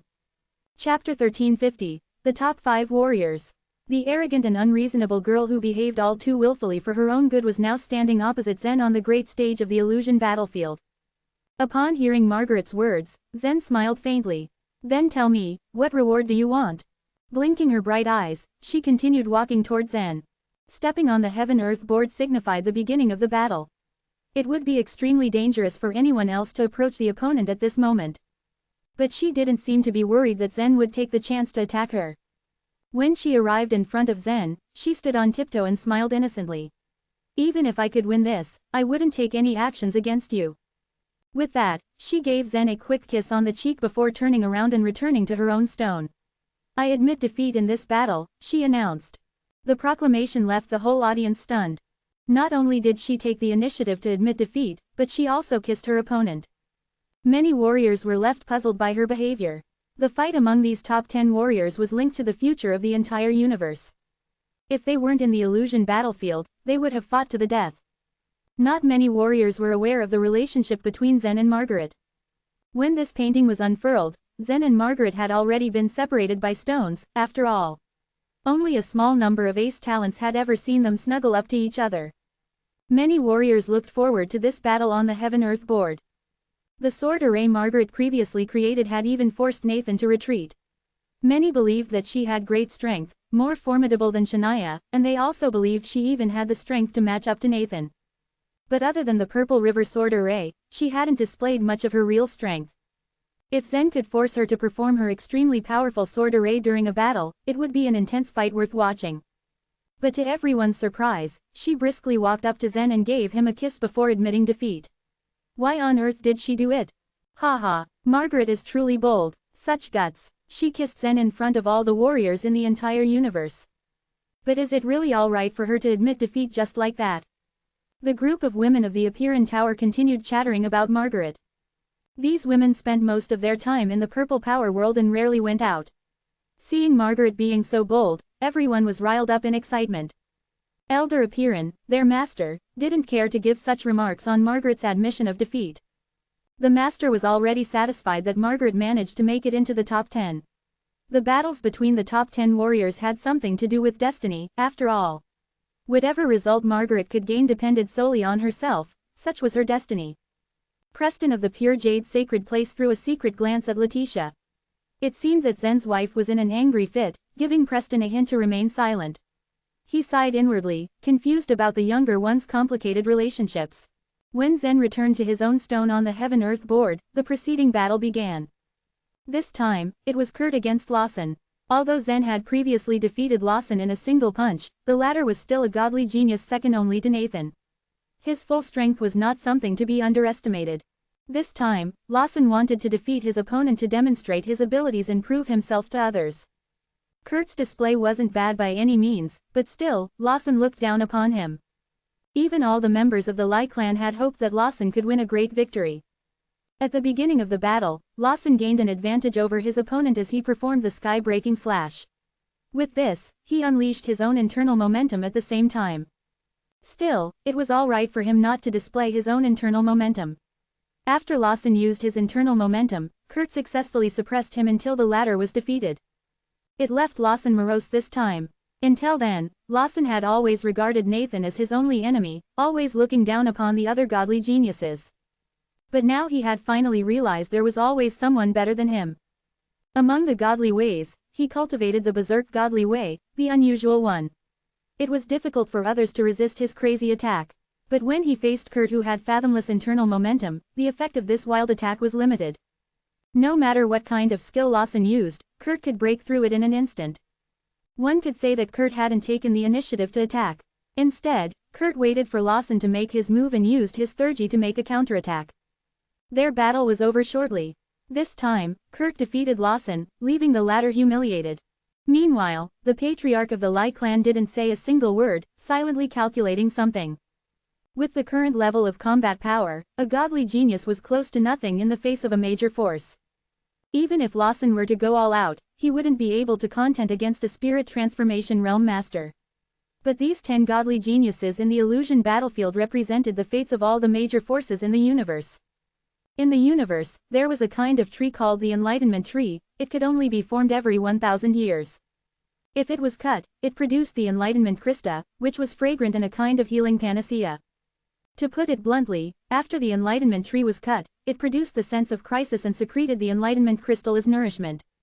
If the universe was likened to the Enlightenment Tree, then those talents were equal to the Enlightenment Crystals. After the heavens sensed the crisis, the world of chaos was to be opened. Once the crisis arrived, the chosen talents would be sent to battle. The higher one's ranking was, the greater the responsibility one had to shoulder. The force backing him would also have a greater chance of passing through the crisis. If Lawson could make it to second place, when the crisis arrived, he could end up leading the Lai clan to its survival. If his ranking wasn't high enough, he would probably find himself and the Lai clan in danger. Every time a crisis came about, countless races were killed. The intense impact could bring about an ever-changing situation. Although the Thoughtless Minds was now extremely powerful, considered an old force in the universe, there could also be a chance that danger would follow the crisis. Because of this, the patriarch of the Lai clan didn't worry about Lawson, but the Lai clan itself. After the round-robin battles, the rankings were quickly determined. With that, Margaret, Lawson, Lucille, Carl, and Lone were all ranked low. Meanwhile, Zen, Nathan, Roche, Shania, and Kurt were all ranked at the top. Perhaps due to bad luck, Lawson ranked low, having lost 2 battles because he was restrained and suppressed by his opponents. This time around, he was unable to fully display his strength. Lone was defeated because of his sword. Although it was a supreme chaotic weapon, it was still heavily damaged. If an opponent struck hard, the sword wouldn't protect the swordsman. As for Margaret, she often admitted defeat for little reason. Most of the universe's warriors guessed that she had the strength to match up to Nathan. But never had she planned on expending her best efforts to fight the others. And as for Carl and Lucille, they lost the battles merely because they were weaker than the others. Now, the top 5 warriors were to fight each other. Out of these 5 warriors, apart from Nathan, the other 4 hadn't been defeated at any instance. Even during the battles outside the main cities, the trials within the various secret realms, and the expedition in the Hall of Causality, they hadn't lost once. With the greatest luck, strength, and perseverance, they were now known as the top warriors of the younger generation. Countless warriors across the universe had their eyes fixed on them. I think Shania is stronger than the other four. Nathan is the best among the godly geniuses. I bet all my fortune on him. Don't forget that Kurt has become a Buddha. Becoming a Buddha meant that one had officially stepped onto the Buddhist path. Such was similar to how Nathan turned into a god after becoming a godly genius. As the warriors discussed the top 5 warriors, the biggest gamble they had made was already taking place. If the chips placed on these 5 warriors were gathered, they would sum up to a great amount of life vitality jades. Stones were constantly appearing on the heaven-earth board. In each of the previous battles, only a stone was left on the board. But in the first battle this time, 6 black stones and 6 white stones appeared on the board. Simultaneously, the 13 pieces that had already landed on the board were taken away. Immediately after, the huge hand no longer held the stones and the mysterious girl announced coldly, "First battle, Zen Luo vs Shania." Chapter 1351. The Circle of Life and Death. Zen hadn't considered that he would meet Shania in the very first battle of the remaining 5 warriors. Previously, Shania had asked him to hand over the saint-killing spear to her. She had even said that he would, without a doubt, be returning the saint-killing spear to her. Made cautious by her request, Zen had gripped the spear tightly in his hand. What on earth was her reason for wanting the spear? After all, the spear was Lavender's weapon, so Zen definitely wouldn't be giving it to someone else. He would bring it out of the illusion battlefield and return it to Lavender. However, he still wanted to know why Shania had said that, for it smacked of prophecy. He jumped down from the stone and landed on the board, ready to engage in the battle. Soon after, Shania also took gentle steps forward, seeming to descend upon an invisible staircase. As she reached the board, she gave Zen a gentle smile. "Can you now give me the saint-killing spear?" Shania asked again, still smiling. "Why should I?" Zen replied indifferently. Once, he had formed a singular impression of the Demon Knight race. Without a doubt, it was one of the most accomplished races in the universe, with perfect order reigning throughout its territories. But because of what happened to Amber and Haley, Zen harbored hostility towards the Demon Knight race. Right now, Amber was still being bitterly tortured, and once Haley had returned from the illusion battlefield, her end would probably not be any better. The battle between the 2 Demon Knight Queens had caused too many losses for their race. "Should I need a reason for that? I merely want to exchange something with you," Shania confidently said, with an expectant tone of voice. "Oh," Zen laughed coldly, "what do you want to exchange for the saint-killing spear?" The saint-killing spear was the most powerful spear in the universe. It might not have reached its full potential in Zen's hands, but in Lavender's capable hands, it could emit an endless amount of power. All the supreme divine weapons were priceless treasures, so what could Shania possibly hope to give Zen in exchange? Many people pricked their ears at the exchange. They were curious to know what Shania would offer in exchange for the unattainable spear. However, Shania slightly parted her lips and spoke to Zen only using her life vitality, a perfect spirit embryo. "It has been growing in the pool of faith of the Queen of Life for many years. If Lavender knew that I offered you the spirit embryo in exchange, I believe that she would definitely give up the spear." Zen's brow creased at her words. If she had offered anything else, he would immediately have rejected it without a second thought. But she offered a perfect spirit embryo. The faith collected in each of the pools of faith of the 3 queens was different in nature. Lavender's pool of faith was formed by the killing intent of the members of the Demon Knight race. As a result, it was blood red in color. It was said that the dense killing intent could be felt at a distance of 10,000 miles from the pool of faith. Ordinary beings couldn't safely approach within 1,000 miles around it, and even virtual Tribulation Realm warriors couldn't withstand the killing intent within 100 miles. Only Soul Sea Realm warriors had the strength to stand within 10 miles around the pool of faith. The pool of faith of the Queen of Life was in pale green color, and it was filled with endless life energy. If wounded warriors approached that pool, no matter how serious their injuries were, they would fully recover in a short period of time. At times their healing was even instantaneous. What Lavender desired most right now was a physical body. A spirit embryo, which had been born from the pool of faith of the Queen of Life, would be perfect for her. But this offer hinged on Zen having to give up the saint-killing spear in exchange for the spirit embryo. The spirit embryo is a perfect body of the Demon Knight race. Though the saint-killing spear is undoubtedly a powerful weapon, it is merely a worldly possession, Shania continued coaxing, while still speaking privately to Zen with her life vitality. She had noticed Zen's expression change and had become hopeful. Zen's gaze flickered uncertainly. He continued to probe. Only the Queen of Killings can exert the full potential of the Saint Killing Spear. What do you want it for? Shania was silent for a moment. Clearly, she was unwilling to disclose the real reason to Zen. She only said, truly, it is very important to me. Why? Zen pressed for information. Sorry, I can't tell you that. Shania was becoming slightly angry at his interrogation of her. I'm merely inquiring whether you want to trade. Don't even think about it. A sly smile was revealed on Zen's face. The Saint Killing Spear was powerful, but most of the Demon Knight clansmen were unable to fully wield its immense power. Shania definitely had another, possibly nefarious, goal in mind. She had promised that there was a perfect spirit embryo in the pool of faith of the Queen of Life, and Zen had initially believed her words, but even if he relinquished the spear to her right here, would she honor the agreement and send the spirit embryo over?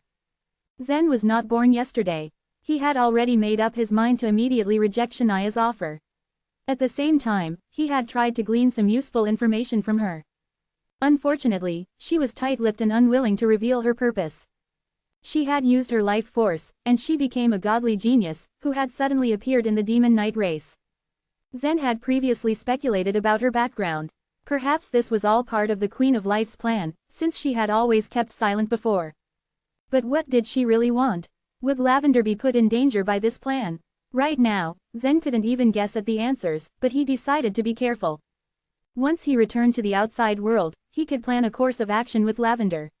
If Lavender was willing to give the Saint Killing Spear up, then it wouldn't be too late for him to do that at that point. He did not know that Shania, who was standing before him, was in fact Latonia, the Queen of Life herself. After Zen refused Shania's request, her beautiful eyebrows furrowed slightly, and her aura became knife-edged. She was like an angry female tiger fixed to the spot and ready to pounce as she stared at Zen. Then she said, "Are you really going to pass the chance of getting the spirit embryo?" "Yeah, I'm pretty sure about that," Zen said with a relaxed smile, ignoring her tense stance and challenging tone. Shania then snorted lightly. Well then. Since Zen didn't want to trade, she would not waste her breath any further on trying to convince him. As the two were conversing, a few martial artists outside the painting did not know what was going on and began to speculate about what the two were discussing. Don't tell me that Shania has also fallen in love with Zen. To be honest, many girls like him. No wonder Cindy used her peach blossoms to lure Zen into her dream. While they were still discussing among themselves, Shania and Zen had concluded their own parley without any chance for a deal. Then, Shania suddenly launched an attack on Zen. In her previous duels, she had used her life force to germinate all kinds of strange plants from all over the universe to contend with her enemies. But now, she had changed her approach. She sneered and said, "I have always felt that the power of life is the purest form of power, because it can give birth to all things and bring life to anything." As she spoke, she extended both her hands with her fingers spread to the sky. Her left hand was white and lush with life, and every inch of her skin radiated with a pale green light, exuding a strong sense of creation. That aura was incredibly sweet like nectar, and Zen could feel a refreshing sensation filled with vitality in just one breath. The other hand was covered in gray skin, which was shriveled and seemed almost withered. The creases and wrinkles on it simultaneously emitted a black aura of death, while the stench of decay faintly spread among the warriors. Her two hands displayed two completely different sides of life. Life was always accompanied by death. Myriads of lives were in a constant cycle of life and death. Apart from life force, the life law contained many profound mysteries related to death. Thus, those warriors, who cultivated the life law, were the ones who understood life and death the best.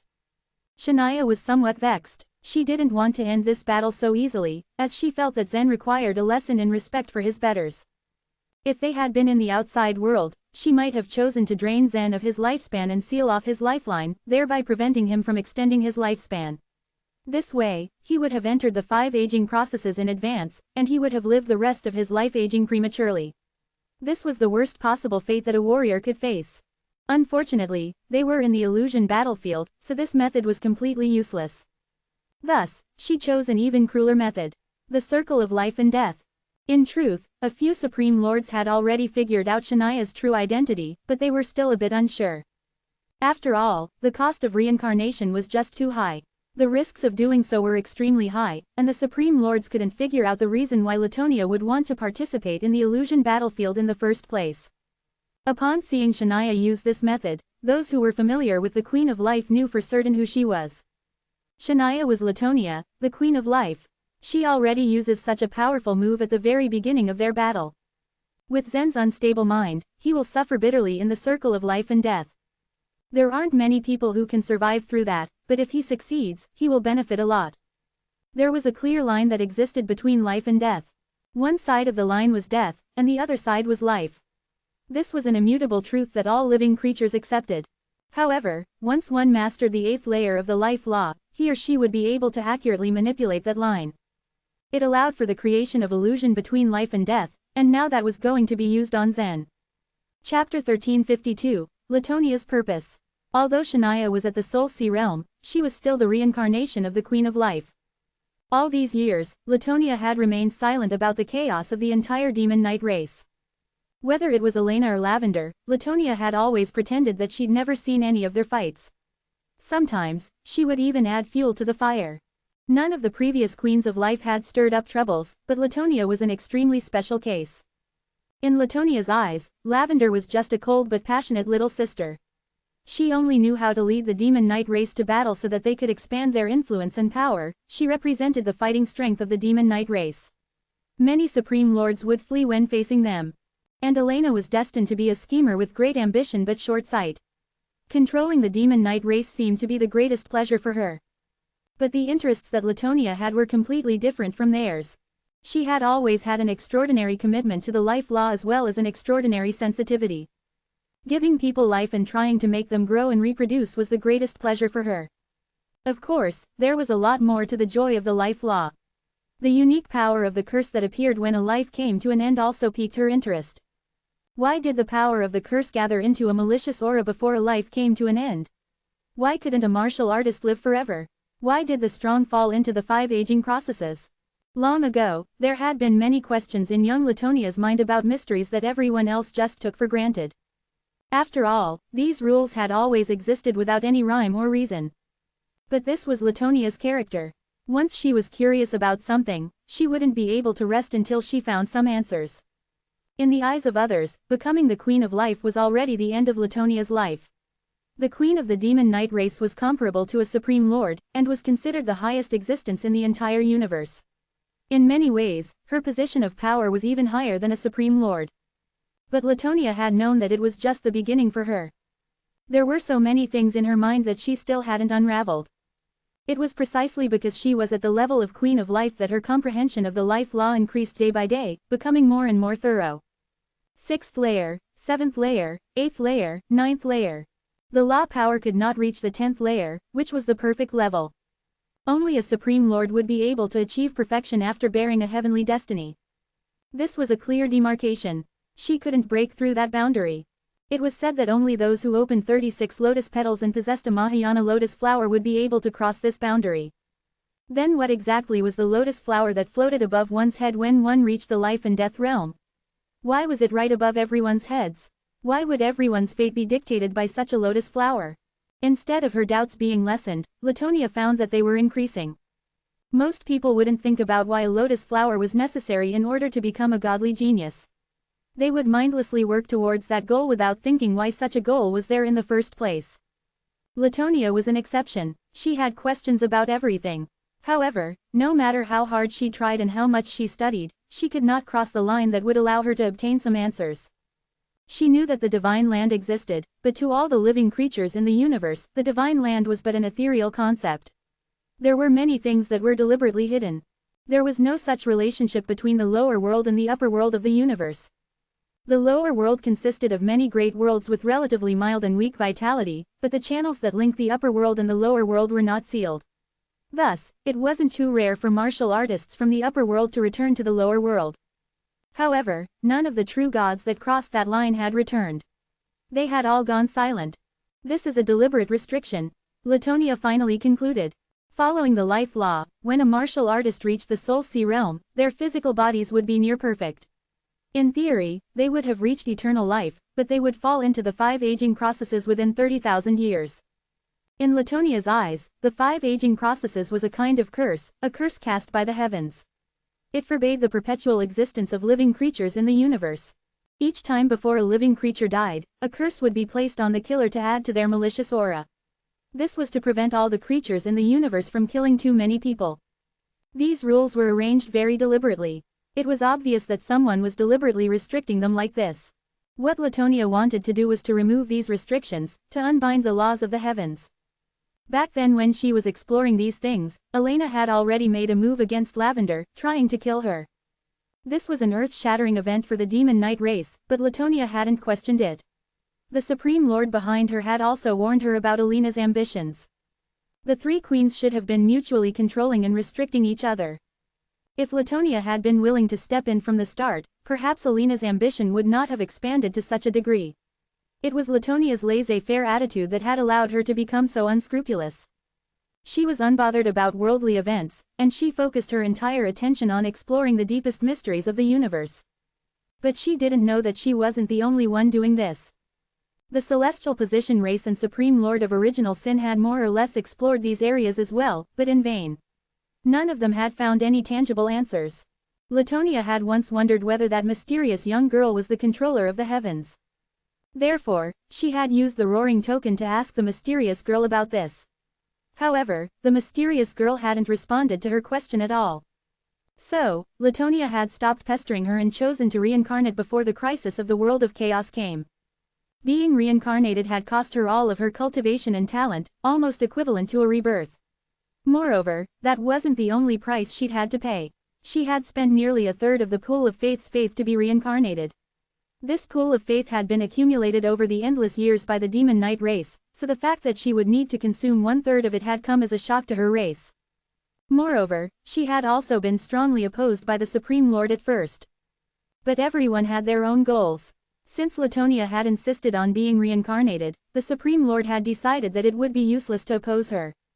In the end, her wish had been granted and she'd entered the illusion battlefield. She had even walked through the Hall of Causality and encountered the true gods she had yearned for. But those true gods, in the end, were just marks. They had only discussed the techniques needed to achieve the godly way. When it came to Latonia's questions, the marks of the true gods had remained silent. Latonia, who now went by the name Shania, did not feel discouraged. She knew that she would understand more after walking further into the illusion battlefield. Since everything had a set of rules, she would follow those rules and then break them. As for why she needed the saint-killing spear, she wanted to gather all three of the Demon Knight race's supreme divine weapons. However, she had her own reasons for that. It was all about an inheritance of the Demon Knight race. Originally, the inheritance would be activated when the Demon Knight race met a crisis, but Shania intended to ignore this rule. This was her personality. Once she was certain of something, she had to accomplish it. Anyone who stood in her way would be crushed by her. Currently, Zen was extremely uncooperative. Hence, after she came up, she released an extremely cruel and profoundly mysterious skill. The Circle of Life and Death. A black and white wheel appeared in her hand, but Zen, who was one step ahead of her, had already begun to retreat rapidly. The life law gave Zen an exceedingly strange feeling, and he almost instinctively wanted to avoid it. Zen retreated quickly, but the dual-colored wheel moved with Shania's thought. In theory, it was impossible to avoid it. In the blink of an eye, Zen was enveloped by the dual-colored wheel. A faint smile appeared on Shania's face. At this moment, her eyes turned into two different colors. One of them was black, exuding a strong aura of death, while the other was light green, full of vitality. "Enjoy it," she said. She didn't care about these godly geniuses at all. Although she didn't possess the strength she'd had before her reincarnation, her comprehension of laws was still intact. How could these juniors possibly contend with a powerhouse that had once stood on par with the Supreme Lords? Chapter 1353, Life or Death Space. There were too many secrets between life and death. There weren't many martial artists in the universe that specialized in the life law. This life law could bring the dead back to life, but it wasn't so deadly. As a result, of the three queens of the Demon Knight, Latonia was the weakest. The heart-eating insects were considered a powerful weapon when they were used to deal with Soul Sea Realm Ace talents. However, when used to fight against Supreme Lords, they were useless. The Supreme Lords knew many ways to restrain the heart-eating insects. Latonia had also used her life energy to nurture other plants to fight. Latonia was the only one in the entire universe who cultivated such powerful circle of life and death. It was a cultivation method she achieved when she cultivated the life law. So when Shania displayed the circle of life and death, the Supreme Lords knew immediately who she was. That was an ability that only someone with a really strong life energy could possess. Besides, the circle of life and death was not a method of attack. Right at this moment, Shania's one hand released a dense amount of life energy, while her other hand released a dense amount of death energy. When she unleashed both powers at the same time, Shania was dragged into a state of life and death. Zen was also dragged into this state. This was called the life or death space. Anyone who would enter the life or death space would fall into a very unique state. A state in which they were both dead and alive. In the life or death space, to take a step forward meant to live and to take a step backward meant to die. Creatures would fall into an extremely difficult situation and their souls would be tormented. This kind of state would also affect Shania. Even as one of the queens of the demon knight race, she would still suffer this torment. However, she was proficient in the life law and was constantly exploring the profound mysteries of life and death, so this wouldn't affect her as much as it would anyone else. To her opponent, however, it was extremely disadvantageous. This was the same as when a martial artist who cultivated the ice law dragged their opponent into the land of extreme chillness. Both of them would face great pressure, but the martial artist that cultivated the ice law would naturally find it much easier. The vigorous life energy fused with the thick death energy began to rotate within the heaven-earth board, turning into a gray fog. Standing in the mist, Zen could feel a sense of serenity growing within him. His body suddenly started to feel heavy and sluggish. He was actually feeling tired. The need for battle and courage to fight were disappearing. Negative emotions slowly started to creep in, and a feeling of impending doom slowly spread through him. Shania stood quietly in front of him like a dusty equinox flower. She looked bright and beautiful, but her real face could not be seen through the haze. A faint smile hung on her face, and a strange look appeared in her eyes. To be able to maintain a clear mind and soul in life or death space, that's outstanding. No wonder Lavender is willing to follow you. She is a fool, but she is not stupid. She still has good eye. As she spoke, Shania walked towards Zen. Zen was standing with a clear and firm mind, and a resolute warrior spirit. Many martial artists that were caught in the life or death space would be overwhelmed by a sudden fear of death. This fear was something that many martial artists couldn't escape. To the martial artists, death meant returning to zero and that everything that mattered and that they cared about would disappear. The fear of death would be strong or weak depending on the strength of the person affected by it. Some people saw death as a natural thing, so they would be less affected by it. For people that had nothing to live for, it was better to die. On the other hand, if someone was obsessed with this world, then the impact of the fear of death would be greater. Zen's attachment to this world was strong, very strong. He was determined to find Yan, who was outside the heavens. He was determined to pursue greater power and to protect all the people he loved. These were all the things that he wanted to fight for, so he had to remain alive at all costs. As the fear crept in, Zen fought hard to resist it. But the longer he stayed in the life or death space, the stronger his fear became. The lines and stones on the heaven-earth board slowly began to disappear. Under Zen's feet there was an endless abyss, and he was standing on a thin line above this abyss just about to fall. The stronger the obsession with this world, the more afraid one would be of death. I can't die, not today. A strange look appeared in Zen's eyes. Shania, on the other hand, was calmly staring at him. The life or death space was a test of one's determination to live. The stronger the will, the stronger the backlash. Anyone's own state of mind would be completely shattered by his own obsession. Zen gritted his teeth and took a step forward. But instead of falling into the abyss before him, he sped towards Shania. The fear in his heart was real and it was not an illusion. This life and death experience that was forcefully being applied to his heart felt real as any other feeling. Zen had no way to resist or escape the fear. His only way out was to kill that fear before it grew any stronger and led him to commit suicide. Whoosh! At this moment, Zen was decisive in his attack. But Shania was quick in her response. She placed her hands behind her back and with a grin on her face, just like a dragonfly touching the water, her toes tapped on the thin line several times and she instantly retreated 1,000 feet. Her move was quick, gracious and effortless. It's no use to fight or to try to destroy me. Your warrior spirit is indeed strong because you have a strong obsession. But you know that the stronger the obsession, the more intense your fear will become. When that fear reaches a certain level, Shania said as she held out one hand as if she was holding Zen's heart. At that time, bang, your heart will burst and you will die. You'll be scared to death. In the universe there was a type of illusion, whose method of killing was very similar to Shania's. While using this method, one would use the illusion to draw out a realistic picture, causing the opponent to be unable to remove himself from it.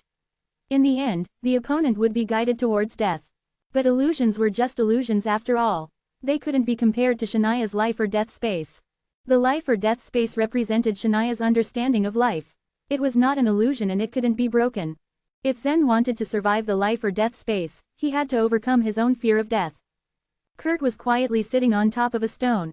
Although he had not been caught in the life or death space, the aura that was emitted by the Heaven-Earth board had attracted him. Amitabha, Kurt muttered to himself. He had long regarded Shania as one of his greatest opponents. The life or death space had no effect on him. Buddhist followers had peaceful minds and few desires. They were usually detached from life's desires and attachments. His obsession in life was to sacrifice himself for Buddha. If he was able to transcend life and death, he would achieve his purpose.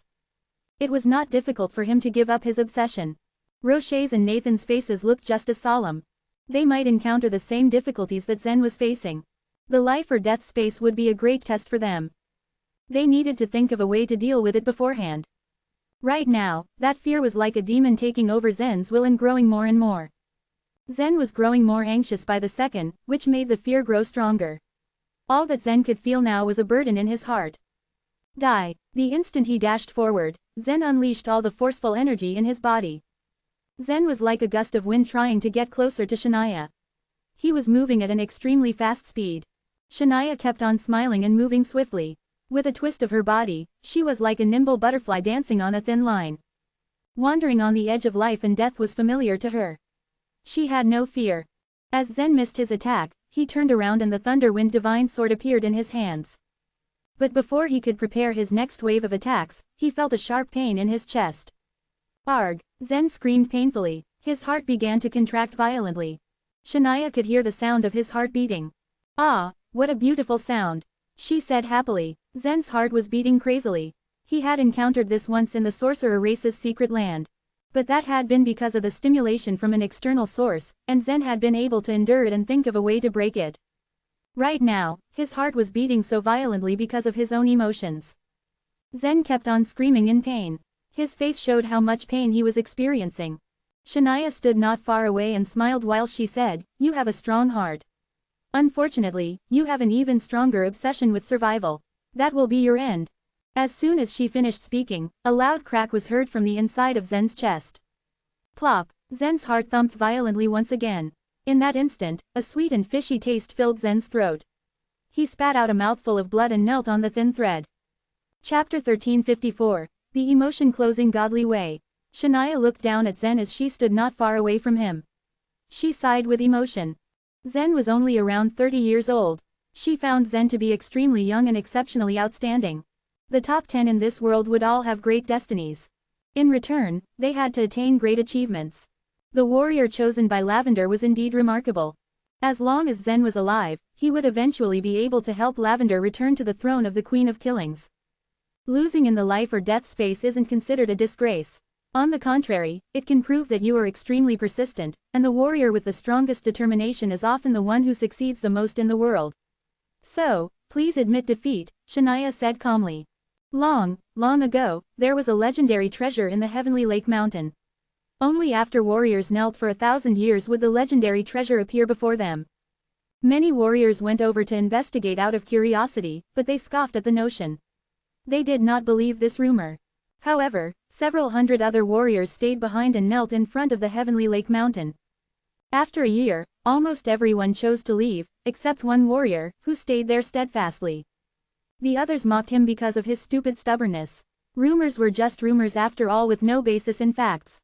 1,000 years was a precious amount of time for a warrior, and he was silly to waste time like that. However, the warrior remained unmoved. He had knelt for more than 1,000 years and wasn't going to give up just like that. Another 100 years passed and the Heavenly Lake Mountain finally parted, revealing the treasure. It was bestowed upon the devoted warrior. This story was passed down through generations all throughout the universe. It was a legend. This legend taught everyone that even if persistence and determination were difficult and seemed unrewarding, one should work hard to pursue the goal with indomitable will. And one day, one would succeed. But if one decided to pursue something doggedly, they had to survive and thrive. In the past, Latonia also made the life or death space by taking advantage of this point, once she created the circle of life and death. The life or death space brought one closest to death. Faced with death, one's survival instincts would be on high alert. If one wanted to break through this life or death space, they would need to contemplate life and death. But how could Zen do this in such a short period of time? How could he make it in front of her? This was an impossible task to do. The rest of Shania's opponents were all newly born talents from the last several decades. They had seen through life and death completely. How would they be able to make it? With one formidable move, Shania could defeat anyone. Plop! Another muffled sound was heard. Zen was staring death in the face, so his fear became more and more intense. Besides, the influence on his mind was also increasingly getting stronger. Therefore, his heartbeat became more and more powerful, as if a cannon had exploded in his chest. Fortunately, Zen's physical body was different than ordinary people's. If he weren't so strong, a single beat of his heart might have blown his chest out. Zen staggered as he leaned on the thread, panting heavily. The injuries to his physical body were no big deal. However, the pressure in his heart was like a hammer that felt like it weighed 100 mountains, squatting on his heart. It seemed like the hammer would rise and smash down heavily on him any minute. Give up now. Hand over the saint-killing spear to me. I promise that I will help Lavender reconstruct herself in the spirit embryo. I can also admit defeat in this battle. Actually, Shania wanted to say that she could support Lavender and help her return to the throne, but after realizing that her cultivation base was only at the Soul Sea realm, she did not say those words.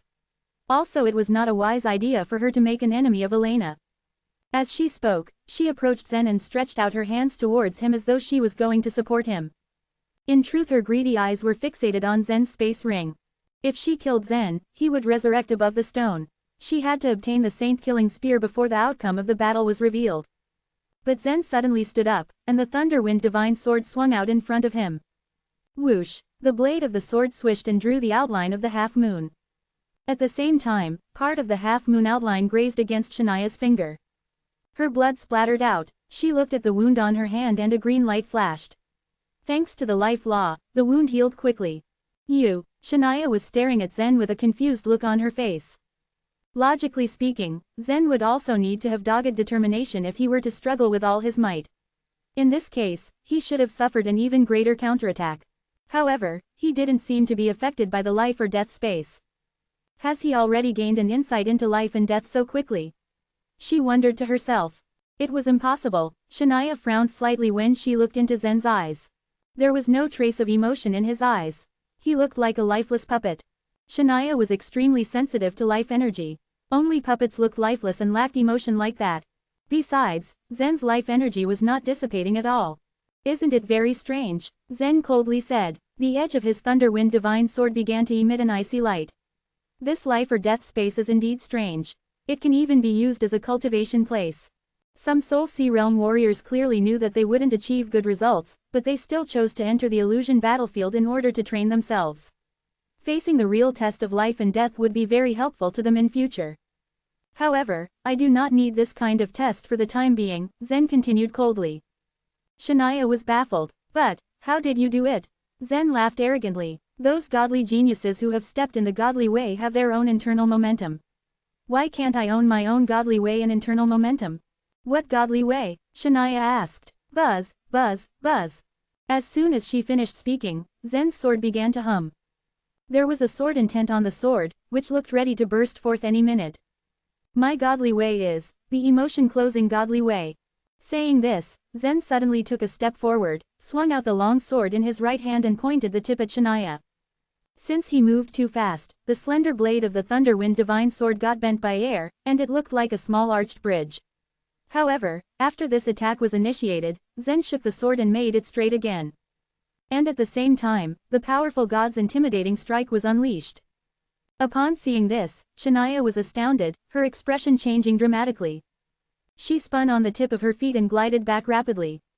She had only moved less than 3 steps away when she realized that the sword light was moving extremely fast. She could not escape it even though she retreated so rapidly. It was also because of her quick reflexes that she had jumped up after gliding 3 steps. She flipped in the air and managed to avoid the god's intimidating strike. However, Zen didn't give her the slightest chance. She flipped in the air and once again stepped on the thin thread. She pulled a long face. The emotion closing godly way. Be it obsession or fear, they were manifestations of human emotion. This was the most terrifying part of the life or death space. However, Zen had comprehended the emotion closing godly way and completely cut off his emotions, so he had no trouble navigating this space. At this moment, there were no distracting thoughts in Zen's mind. All of his emotions and desires had vanished, and there was no fear of death. Many warriors in the Humanity Alliance knew that Zen had cultivated the god's intimidating strike successfully. However, the news only spread around the 13 palaces. And at that time, they didn't know that what Zen had practiced was the emotion-closing godly way. The god's intimidating strike was the emotion-closing godly way. The warriors who had been affected by the sword cloud at that time were all stunned when they saw this scene. Some warriors had comprehended a small part of the god's intimidating strike. They also knew that this sword strike was very powerful, but they never paid too much attention to it. For example, Layla had comprehended the strike a lot, but she attached more importance to what her master had taught her. She had never thought that Zen was someone who would be able to comprehend the emotion-closing godly way through the god's intimidating strike. After all, only a few warriors knew that Sword Chen had become a true god. Most of the other warriors were under the impression that he had died. Zen has actually practiced the emotion-closing godly way. Isn't it the forbidden godly way? Roche asked in surprise. He had guessed that Zen had already stepped into the godly way, but he never thought that Zen would choose the forbidden godly way. This sword attack is quite powerful, Nathan declared with a confident smile. Although he was full of praise for Zen's sword strike, he was secretly comparing himself to Zen. It was true that Zen's god's intimidating strike was powerful, but it probably consumed a lot of life vitality. Just now when he lay on the ground, it took him a long time to launch the attack. He might have already drained more than half of his sea of life vitality. No matter what, with this guy's cultivation, he would only be able to strike 2 or 3 times. It is not that formidable, Nathan said indifferently. He always had absolute confidence in himself. But right after, he was astonished, and even his state of mind was slightly muddled. Chapter 1355, The Staff of Life. Nathan had always exuded confidence. Such was his faith in himself. There was no cultivation methods or martial skills that were too difficult for him to grasp. There was no opponent that he failed to defeat. There were no hardships that he could not overcome. No one from his generation could compete with him because he was the strongest of them all. Nobody possessed his level of talent. He had become a godly genius at such a young age, and only a handful of people could take him on. Nobody else had a nobler background than him. His clan was the greatest clan in the entire universe. It was impossible for anyone to get to him as he was the best of the rest. He had inferred that even though Zen's sword skill was powerful, he could only use it twice or thrice at most. So he would still lose to Shania in the end. However, the development that followed exceeded Nathan's imagination. Once Zen launched his first strike, he had no intention of slowing down or stopping. His attacks were getting faster and more intense. Each strike contained an incomparably sharp sword intent. His sword intent was so powerful that it felt like it could pierce through the heaven and earth as it charged towards Shania. Whoosh, whoosh, whoosh, whoosh. He sent out dozens of slashes back to back. This guy, he is a real monster, Nathan commented as he stared at Zen with mixed feelings. He was a little confused. But he didn't consume any life vitality jade to replenish his life vitality. How strange. Does he have a great treasure that can store large amounts of life vitality? He wondered. Such treasures were extremely rare in the universe. For example, the vitality storing vessel, which ranked 120th on the universe spirit tablet, could store a large amount of vitality between heaven and earth and double the amount of life vitality used by a warrior during a fight. But even if Zen's life vitality was doubled, it still wouldn't be enough to launch so many consecutive attacks. Nathan just could not figure it out. He wasn't the only one who was flummoxed. All the warriors who had witnessed this fight were just as puzzled as him. A single slash by Zen's sword would consume a huge amount of life vitality, let alone dozens of it. Most people had the same question in their minds: where did Zen's life vitality come from? Shania was thinking the same thing as Nathan. She had suppressed Zen ruthlessly at the beginning of the fight so that he was forced to launch his strongest counterattack. She believed that if she could survive this wave of attacks, she would drain him and then her time to defeat him would come. But things didn't go as expected by her. The god's intimidating strike swooshed crazily towards her. There seemed to be no end in sight, as he kept sending wave after wave of attacks her way. What was more, every new slash of his sword was stronger than the last one. The most troublesome thing was that since Shania and Zen were both standing on the line of the life or death space, she couldn't dodge to either side. She could only keep retreating backwards. Obviously, it was doubly difficult for her to dodge Zen's God's intimidating strike while moving in a straight line. Now she had no choice but to stop using the circle of life and death. This skill had already lost its effect on Zen. Maintaining it would backfire, and restrict her own movements. Whoosh! A ray of sword light flashed past her snow-white thigh and hit the board, leaving a small crack on it. Although the crack seemed small, it had actually penetrated right through the board. Poof! At the same time, a stream of blood gushed from her leg. Drops of blood dripped down her snow-white thigh, which looked extremely scary. Normally, she could heal this small injury by herself in an instant. But now, she couldn't even spare a microsecond. Before the previous sword radiance disappeared, Zen's fresh attacks arrived, ceaselessly and mercilessly. Heart-eating insect, Shania yelled as she continued retreating backwards. She extended her arms and countless heart-eating insects swiftly materialized around her. The heart-eating insects gathered and formed a giant arrow as they charged towards Zen. These insects couldn't be trifled with. A few ace talents had learned this the hard way earlier. Even Zen did not dare to drop his guard before them. He empowered the sword blade with a layer of sword intent and then stabbed the sword rapidly. The heart-eating insects were not afraid of fire or water. They couldn't be killed using ordinary methods. But Zen's Thunderwind Divine Sword intensified to a great extent with the sword intent. The tip of the sword jabbed the heart-eating insect accurately. Pop! With a sharp explosion, the insect's formation broke into fragments. It worked, he exclaimed with surprise. Originally, he had been wary of these insects because of the sheer number of them as well as their unstoppable power. Now that he realized that he could easily destroy them, he calmed down. He waved his wrist slightly, and the tip of the Thunderwind Divine Sword quickly swept across the air. Pop! Pop! Pop! Pop! The heart-eating insects exploded one by one in front of his sword like tiny bubbles. But many more insects followed behind. This time when they got close enough, Zen employed the 8 smoky melodies.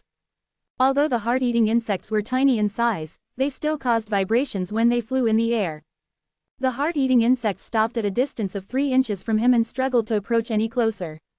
Although the 8 smoky melodies was indeed a powerful skill, it could be beaten by Shania and any other godly genius without difficulty. But currently it was the best way to keep the heart-eating insects away from him. Needless to say, the 2 cultivation methods practiced by Zen happened to be very effective against Shania's Thurgy. Shania kept dodging his assault with growing indignation. Suddenly, she waved her hand, and a wooden staff appeared in her hand. It was thin at the end, while its top resembled a bird's nest. It was adorned with green leaves, and one could sense a strong life energy within it. It was a treasure exclusive to the Queen of Life of the Demon Knight race, the Staff of Life, which ranked 32nd in all of the supreme divine weapons. Taste my wrath, you brat. She spat. She was absolutely furious about being forced to use this treasure by Zen. She had expected to defeat him quite easily, but found herself in an awkward predicament. Her helplessness finally forced her to use the Staff of Life. The moment Shania raised the Staff of Life in her hand, her face glowed with extraordinary grace. It was as if, in that moment, she had turned into another Latonia. Buzz, buzz, buzz. Streams of green life energy emanated from within the Staff of Life. The power vibrated violently in the air and separated into numerous specks, which slowly formed shapes on the board. Eventually, they turned into beasts of all shapes and sizes. The roars of these beasts reverberated across the arena. They were all 12th grade beasts, which were equivalent to Spirit Supreme Realm human warriors. The Squall Mastiffs, the Ancient Vultures, the Fiend Horses. As these vicious beasts materialized one by one, they all charged at Zen wanting to pounce on him.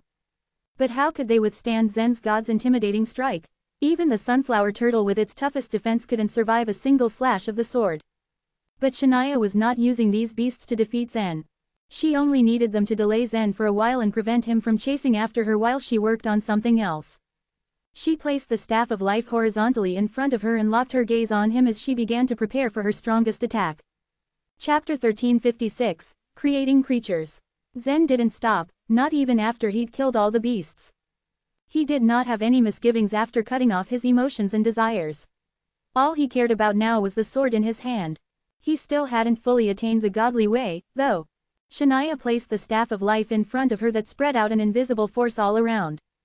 At that moment, even though he had already broken free from the entanglement of fear, Zen had no choice but to retreat. He was not afraid to die, but that didn't mean he was willing to throw his life away so easily. Shania smiled at him. She wasn't in any real hurry to kill him. Right now, her focus was at the outside of the heaven-earth board. From the looks of it, she wasn't looking at her opponent, but at the audience outside the painting. She opened her mouth and her soft voice rang out. This painting could be considered as a special kind of roaring token given that it was broadcasted all over the illusion spaces in the universe. Shania's voice could only resound around the illusion spaces, so only those who were watching the fight could hear her. And, they could also see her. Take a good long look, you old fellows. You keep talking about heaven's limitation but watch how I break it. Her words were directed to those Supreme Lords. A lot of these mighty Supreme Lords had long since figured out her identity. Shania herself knew that it would be impossible for her to hide from such powerful people, so she didn't even try. The Supreme Lords were a bit confused at her words. She could only be talking about them when she said, "Old fellows." What exactly was she trying to do? Heaven's limitation. In Mist Palace, Supreme Lord Helm revealed a look of surprise. Even Yolanda herself gasped. She wants to tell everyone that she can break heaven's limitation. Supreme Lord Helm nodded. I guess it's possible, is it? He wasn't sure. Even he felt extremely conflicted at what was currently happening. The heavens' limitation was the biggest restriction imposed in the entire universe. All living creatures were subject to this limitation. Everyone had a certain threshold for their power. It was only the godly geniuses who had the ability to overcome the current round of heavens. Only after the Mahayana lotus flower was fully activated would one be able to cross the current round and become a true god. There were so few godly geniuses in the universe. Even a Supreme Lord couldn't know exactly how many creatures had been born in the universe for the past 100 million years.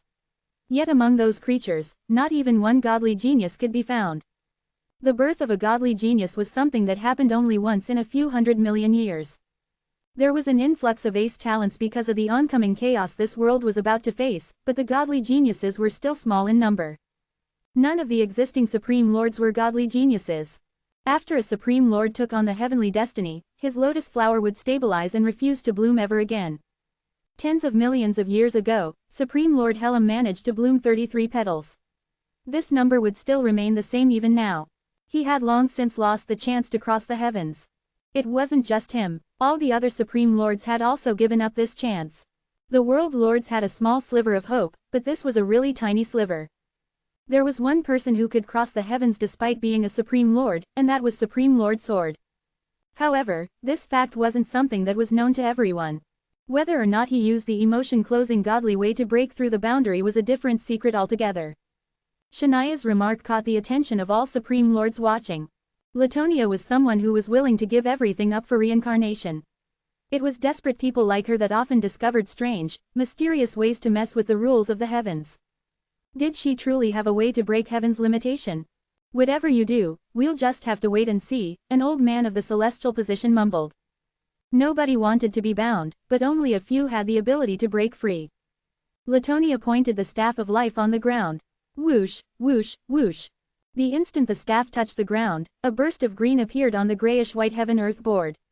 The color quickly spread out until it covered the entire board. From this burst of green was life. Flowers, plants, and trees all rapidly grew, painting the entire board with vitality.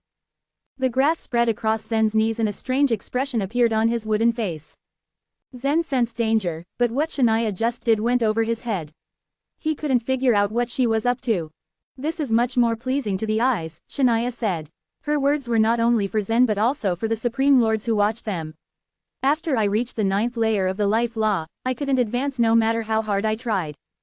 The 9th layer of the life law had only one profound mystery, reincarnation. Shania could reincarnate, not only herself, but others as well. Reincarnation was different from resurrection. While the latter was mostly raising someone up from the dead, reincarnation entailed using up all of one's cultivation until only memory remained. She wasn't a Supreme Lord, so she could only cultivate the life law until this degree. The only way to advance was to bear the heavenly destiny associated with the life law.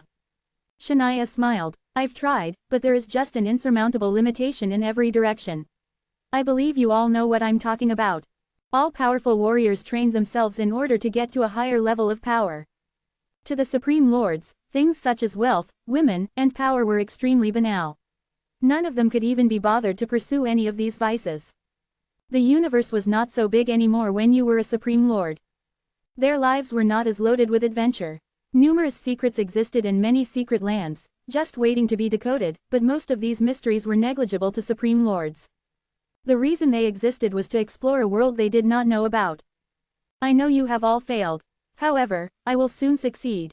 Shania continued, obviously eager to share with them her discoveries. Here in this painting, she readily displayed her true strength to the entire universe. The next second, a green spiral began to appear around her. A gentle breeze also blew, causing the grass and trees to sway gently. There was absolutely no killing intent within the aura she currently exhibited. Instead, a surge of majestic life energy burst from Shania's body and soared into the sky. Whoosh! The force caused her long, curly hair to dance in the wind, like a goddess of life incarnate. Even Zen himself was amazed at the sight. Shania looked down and smiled sweetly at Zen. Let me borrow you for a moment, she said. She then pointed at him. There was nothing out of the ordinary at first. However, as soon as she pointed at him, numerous green balls appeared on top of the staff. The balls were about the size of a fist and rolled down onto the ground. These balls were actually powerful spheres that contained the strongest life law in the universe, the 9th level of the life law. What is Shania trying to do? She seems to have used reincarnation on Zen. Latonia is the only one who can reach the 9th level of life law. However, there is still a limit to reincarnation. Shouldn't she use Zen's body as a medium to reincarnate? None of the Supreme Lords trained up to the 9th level of the life law, but they still more or less knew what was happening. If she wanted to reincarnate Zen, then she would have to kill him first. What exactly was Shania doing? The surface of the first ball began to expand and take form. The green sphere of power grew until it reached the height of a person.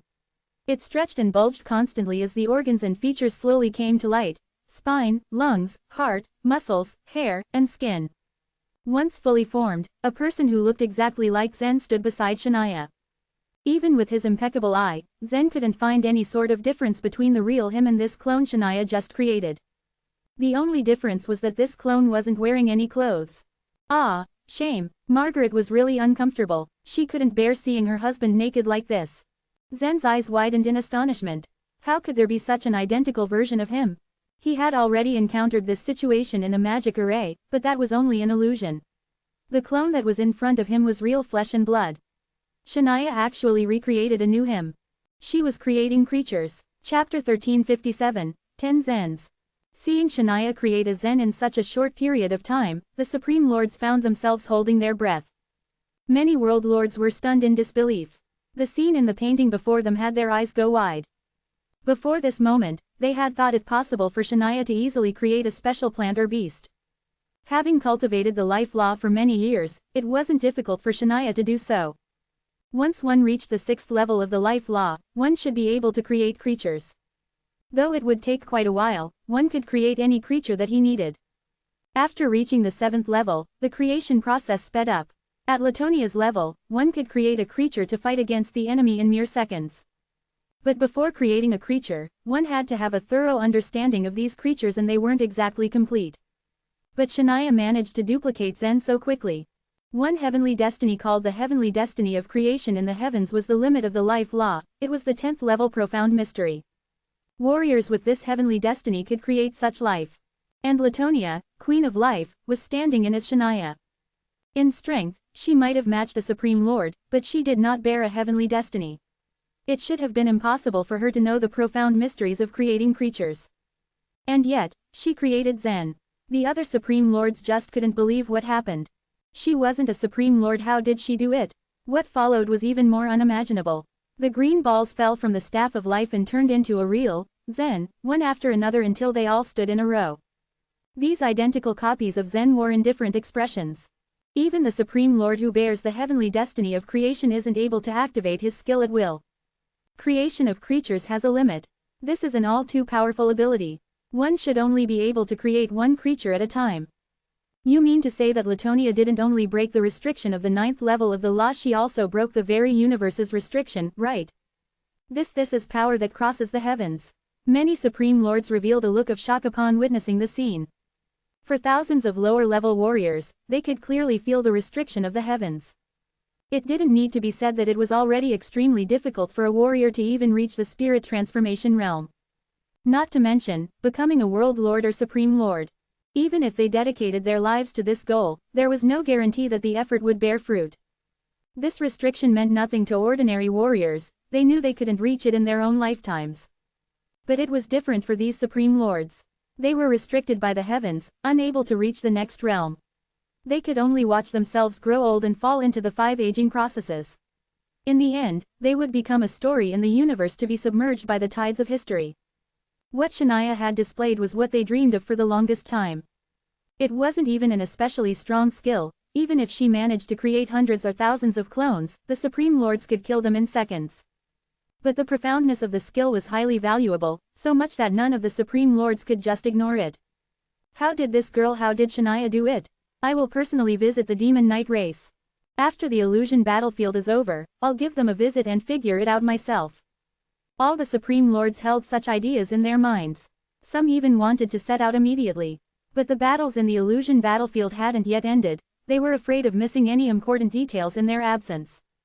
In the palace surrounded by clouds, confusion struck the mysterious girl's face as she stared at the Zens that Shania created. It is the ability to create creatures, the 10th level of the life law, she muttered to herself. With a wave of her hand, a golden light appeared around it. The crown of destiny used for creating creatures has already been taken back to the heavens. This woman is truly powerful, she said with a frown. After looking Shania up and down, the mysterious girl then stared at the staff of life in the latter's hand. This supreme divine weapon only has the law of causality of the life flood. It cannot help her create creatures. How strange, this sort of thing hadn't happened for several grand eras. While the girl was still in a state of confusion, she fixed her gaze on a trace of green. After seeing the life law, she was still lost in thought. Somehow, she felt it ridiculous that an unsolvable puzzle existed in the universe. Just then, Shania unexpectedly raised her head while the mysterious girl examined her. With some contempt, Shania smiled at the thick clouds. No one could tell if she did it deliberately or unwittingly. What? How dare she laugh at me? The mysterious girl was angry, having felt that she was fooled. On the board, Shania turned to Zen and said, I do envy the godly geniuses like you. You were born with talent and have the power to cross the heavens. We're just poor old people. But Latonia was not old by any means. Latonia, Elena, and Lavender were the new queens, extremely young for their positions compared to the Supreme Lords. Shania had the body of a mere 20-year-old girl after reincarnation. In this manner, she was so much younger than Zen. Your strange sword holds great power, she smiled. But are you sure you can defeat your own strength? Do you think you can defeat 10 of yourself? With that, the 10 clones started moving. Each hair and muscle they had were exactly like Zen's. Technically, Shania's technique was not that of creating creatures. Instead, she cloned Zen using the ability. Whoosh, whoosh, whoosh. In a blink, the 10 clones disappeared instantly from before Shania and were flying towards Zen from different directions. Fortunately, Zen had entered the state of emotion closing. Otherwise, he would have felt too uncomfortable seeing 10 of his clones completely naked. But Zen hadn't completely become a godly genius, therefore, he couldn't completely close off his emotions. The uncomfortable feeling was inevitable. But he didn't let that feeling affect his attacks. It was clear to him that this woman was displaying something for the Supreme Lords. He couldn't tell exactly what she wanted to achieve. But winning was the lone thing on Zen's mind. Buzz. Wielding the Thunderwind Divine Sword, he made sharp sword intent shot out abruptly. The attack was aimed at the Zen, rushing toward him. But the sword light emitted by the god's intimidating strike didn't manage to touch the clone as a white fog spread out of his body. 8 smoky melodies, Zen exclaimed in surprise. The body of that particular Zen twisted in the air incredibly as he attempted to dodge the strike. But the god's intimidating strike was also undeniably fast. Though the 8 smoky melodies was indeed powerful, the former could easily break the 3-inch limitation and cut the Zen. Puff, blood started flowing, but still, the strike only cut the clone's skin. The Zen made a strange turn in the air and rushed toward his opponent. Not daring to directly block the strong charge, Zen backed up quickly. But just as he did, 3 Zens came charging at him from different directions. Nether God Shadow, 10 shadows akin to Zen shot out from the Thunderwind Divine Sword, flying toward the other copies of Zen. This nether god shadow proved to be very useful. The moves they launched were of the same fist-fighting technique which Zen had cultivated.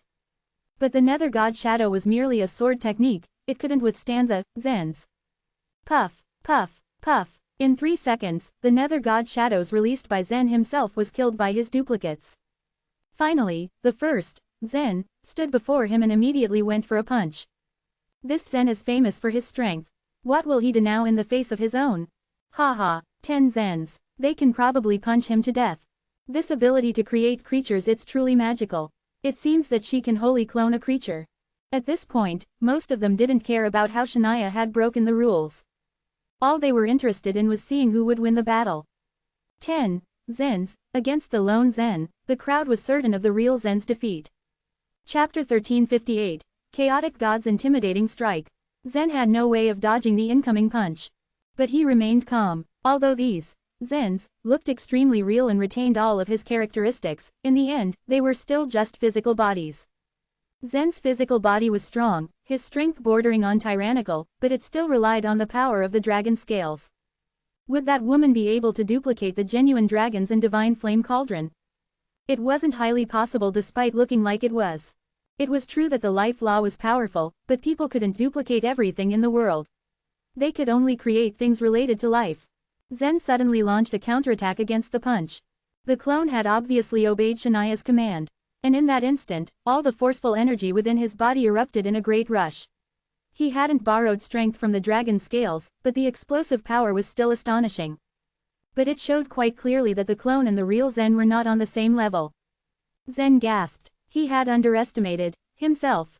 The Zen that Shania had created might not be as strong as Zen after all. But that didn't mean they weren't the living Zen.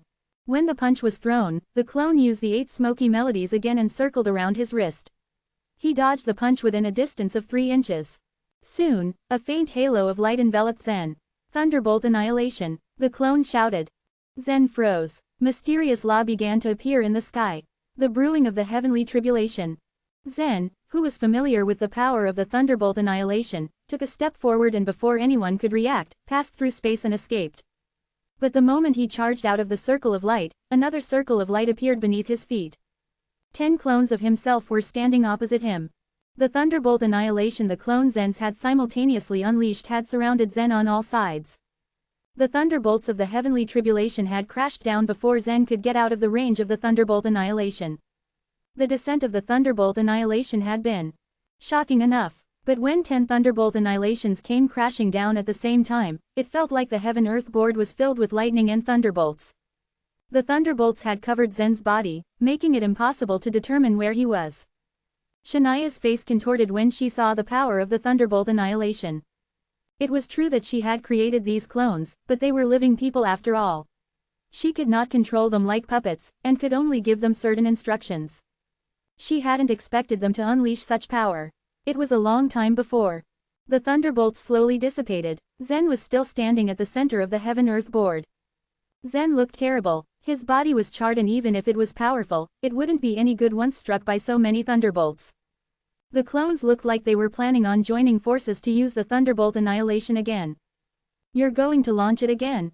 Zen murmured disbelievingly. Zen's gaze focused as he took a step forward, traveling through space for a distance and appearing before one of them in almost no time at all. Zen had cast out 8 smoky melodies at the same time. If the both of them activated the 8 smoky melodies at the same time, they would cancel each other out. This was because Zen himself had no weight, and his opponent couldn't rely on the 8 smoky melodies to dodge his attack. Bam! The first clone was caught off guard by Zen's punch and went flying.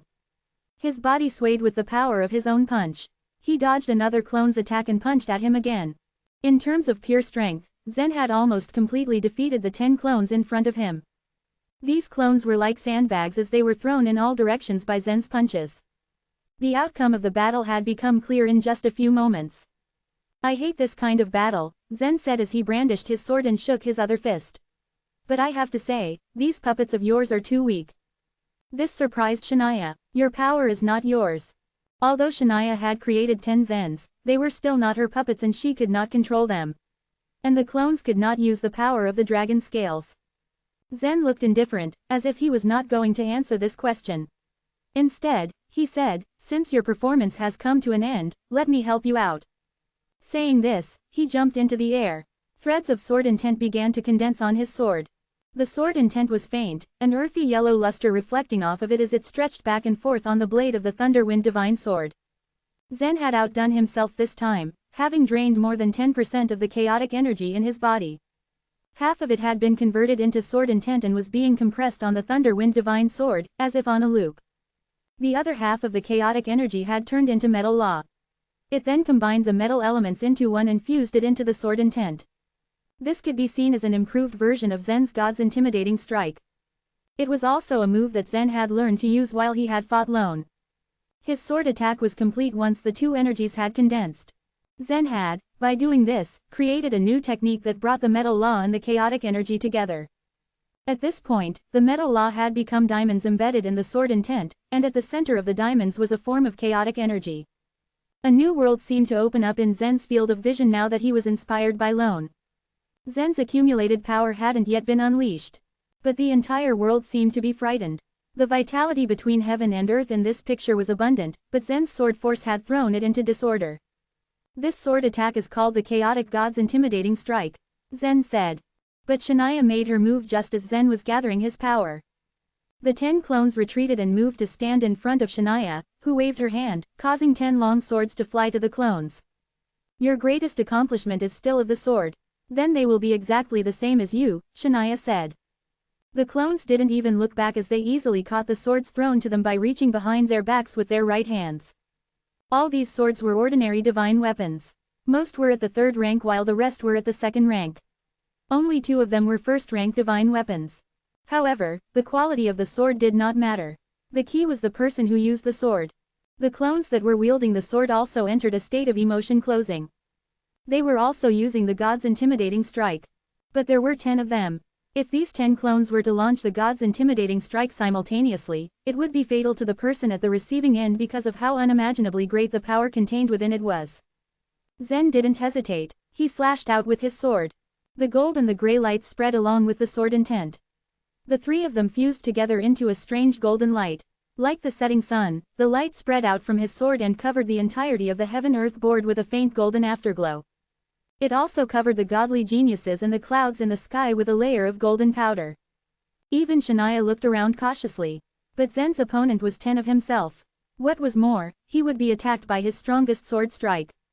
The chaotic God's intimidating strike that Zen had created was not inferior to anyone or anything in the slightest. The radiance emitted by his sword seemed to be capable of shaking the entire world. Chapter 1359, Zen 1. Shania was indeed the most powerful opponent Zen had faced yet. Her comprehension of the laws far surpassed that of ordinary warriors of the same level. It was true that her cultivation level was her biggest limitation, but her ability in creation alone made her an opponent that could not be ignored. Perhaps there was something wrong with the strength of Zen's clones that she had created. Besides, she couldn't control them as freely as she wanted, and could only give the clones simple commands, like, kill. But that was enough. The simultaneous usage of the God's intimidating strike by 10 of Zen's clones presented a huge challenge for even Zen himself. Whoosh! Accompanied by the sharp ringing of metal, those 10 sharply keen sword intents transformed into 10 rays of sword radiance that dominated the air as they charged straight at Zen. The power of their strike is only 60% of mine. It was only in that instant that Zen had made his judgment. Meanwhile, he was a little confused. There was no physical difference between him and his clones when it came to the technique or the comprehension of the God's intimidating strike. So why was there such a huge difference in terms of the power of their strike? This thought lingered in his mind, but he could not figure it out. At that moment, the golden light that Zen had slashed out intersected with the 10 rays of sword radiance. In theory, each of Zen's clones displayed 60% of the power of Zen's God's intimidating strike. In other words, the power of the strikes of 10 clones should then be 6 times stronger than that of Zen's strike. However, Zen's sword strike was deceiving in appearance, for he had not simply transformed the chaotic energy into sword intent. Previously, Zen had not developed the special characteristic of chaotic energy and had simply used it in the same way as warriors use their life vitality. Chaotic energy was much more condensed than life vitality. No matter how much he used it, the chaotic sea in his belly never decreased in size or depth. But it had to be said that using his chaotic energy like this had seemed an enormous waste. However, after he encountered Lone, Zen had developed a completely new understanding on the ways of using chaotic energy. His chaotic god's intimidating strike could no longer be described in the same breath as the previous version. Although Zen was only at the Soul Sea realm, the strength he now displayed was something akin to that of the supreme chaotic weapons in the Divine Land. It was the strength that all true gods could only dream of. Swish! The air above the heaven-earth board became electric with potential and began to vibrate violently. That golden radiance which Zen had launched was like a tide, beautiful, quiet, and potent. The god's intimidating strikes that the 10 clones had initiated were like 10 ravenous sharks moving against the tide, intent on crossing the water line to kill Zen. Even Lawson and Lone were astounded by the magnitude of this confrontation. Zen's sword strike aside, the god's intimidating strikes that his clones had displayed were already terrifying in the extreme. Even if Lawson or Lone wanted to deal with one strike, it would be extremely difficult, let alone face the combined might of 10 strikes together. On the other hand, Zen's own sword attack was beyond terrifying and mind-numbing in its power. Zen doesn't count as a godly genius. He hasn't fully stepped into the godly way yet, Lawson murmured. A complicated look appeared on his face. Once a warrior entered the godly way, they would have a strong form of internal momentum to power them, allowing them to suppress others without even attacking. Just as Nathan had done, using the internal momentum was enough to suppress the might of others. But his skill has already surpassed that of a godly genius, right? Lucille asked. She felt somewhat depressed. In the past, her impression of Zen had been that of a storyteller. However, now she realized that even if she stepped into the 5 elements godly way right now, she still wouldn't be a match for him. This guy really knows how to use chaotic energy. Lone, if you have the chance, would you mind paying a visit to him, personally? I'd be willing to exchange my greatest secret with him. I must know how he can use chaotic energy like that, at all costs. The broken sword demanded. That broken sword was still very confused by the fact that Zen had used chaotic energy in the god's intimidating strike. Since the broken sword was from the Divine Land, it was well aware of the terrors of chaotic energy. It hadn't been many years since the first supreme chaotic weapon had been crudely fashioned, but now the supreme chaotic weapons were on par with the supreme primordial weapons. In fact, the supreme chaotic weapons even seemed to fractionally surpass the supreme primordial weapons in their sophistication. If the broken sword could use Zen's chaotic energy to repair itself, its goal could be advanced by countless years. Lone nodded silently. He had once thought that he was the luckiest person in the universe. In fact, he had even, due to his overinflated ego, looked down upon the ace talents and godly geniuses of the 4 great clans. Now it seemed that the universe was highly competitive. Every opponent he met had as many lucky chances as him. I still need to work hard. With a shock, Lone came to a realization and suddenly understood that he should have guarded against arrogance and rashness. In the end, however, he was still in the top 10. There were still many opportunities for him in the future. Those shark-like gods' intimidating strikes continued to roll and break through the tide of the golden light as the ladder spread out. Occasionally, a gap would appear, but it would be filled in an instant by the golden light. These 10 sharks were unable to break through this water line of golden light. After about half a minute, the 10 sword strikes were finally annihilated by Zen's sword strike. However, the power of Zen's chaotic god's intimidating strike had been reduced to 10%, and it hadn't dealt much damage to Shania or the 10 clones beside her. However, Zen smiled faintly and raised his Thunderwind divine sword once again. His second sword strike was already in the process of accumulating power. The chaotic god's intimidating strike consumed quite a bit of the chaotic energy. However, one strike only accounted for 10% of Zen's chaotic energy. Zen raised his sword, radiating brilliant light as if a new god had appeared. As Shania gave an order to the clones, they raised their swords in unison, preparing to attack again. At this moment, she could do nothing except to ask the clones to fight against Zen once again with the god's intimidating strike. But, mysteriously, the 10 clones didn't have any sword intents appearing before them. What is going on? Shania frowned slightly in confusion. This scene, on the other hand, solved the puzzle in Zen's heart instantly. Shania could replicate Zen's body. With her power of creation, her life law had already loosened its shackles. However, though this method was marvelous, she was still not the creator. She could make Zen's clones, but they were not exactly the same as him. They were reconstructed creatures that couldn't obtain the dragon scale's power or the chaotic energy. These clones were using life vitality instead of chaotic energy. The consumption of life vitality required for the gods' intimidating strike was extremely high, and now their life vitality was depleted. Usually, Zen would use chaotic energy to drive the gods' intimidating strike, and each sword strike would have 100% power. However, the clones' life vitality was far from enough to activate the gods' intimidating strikes.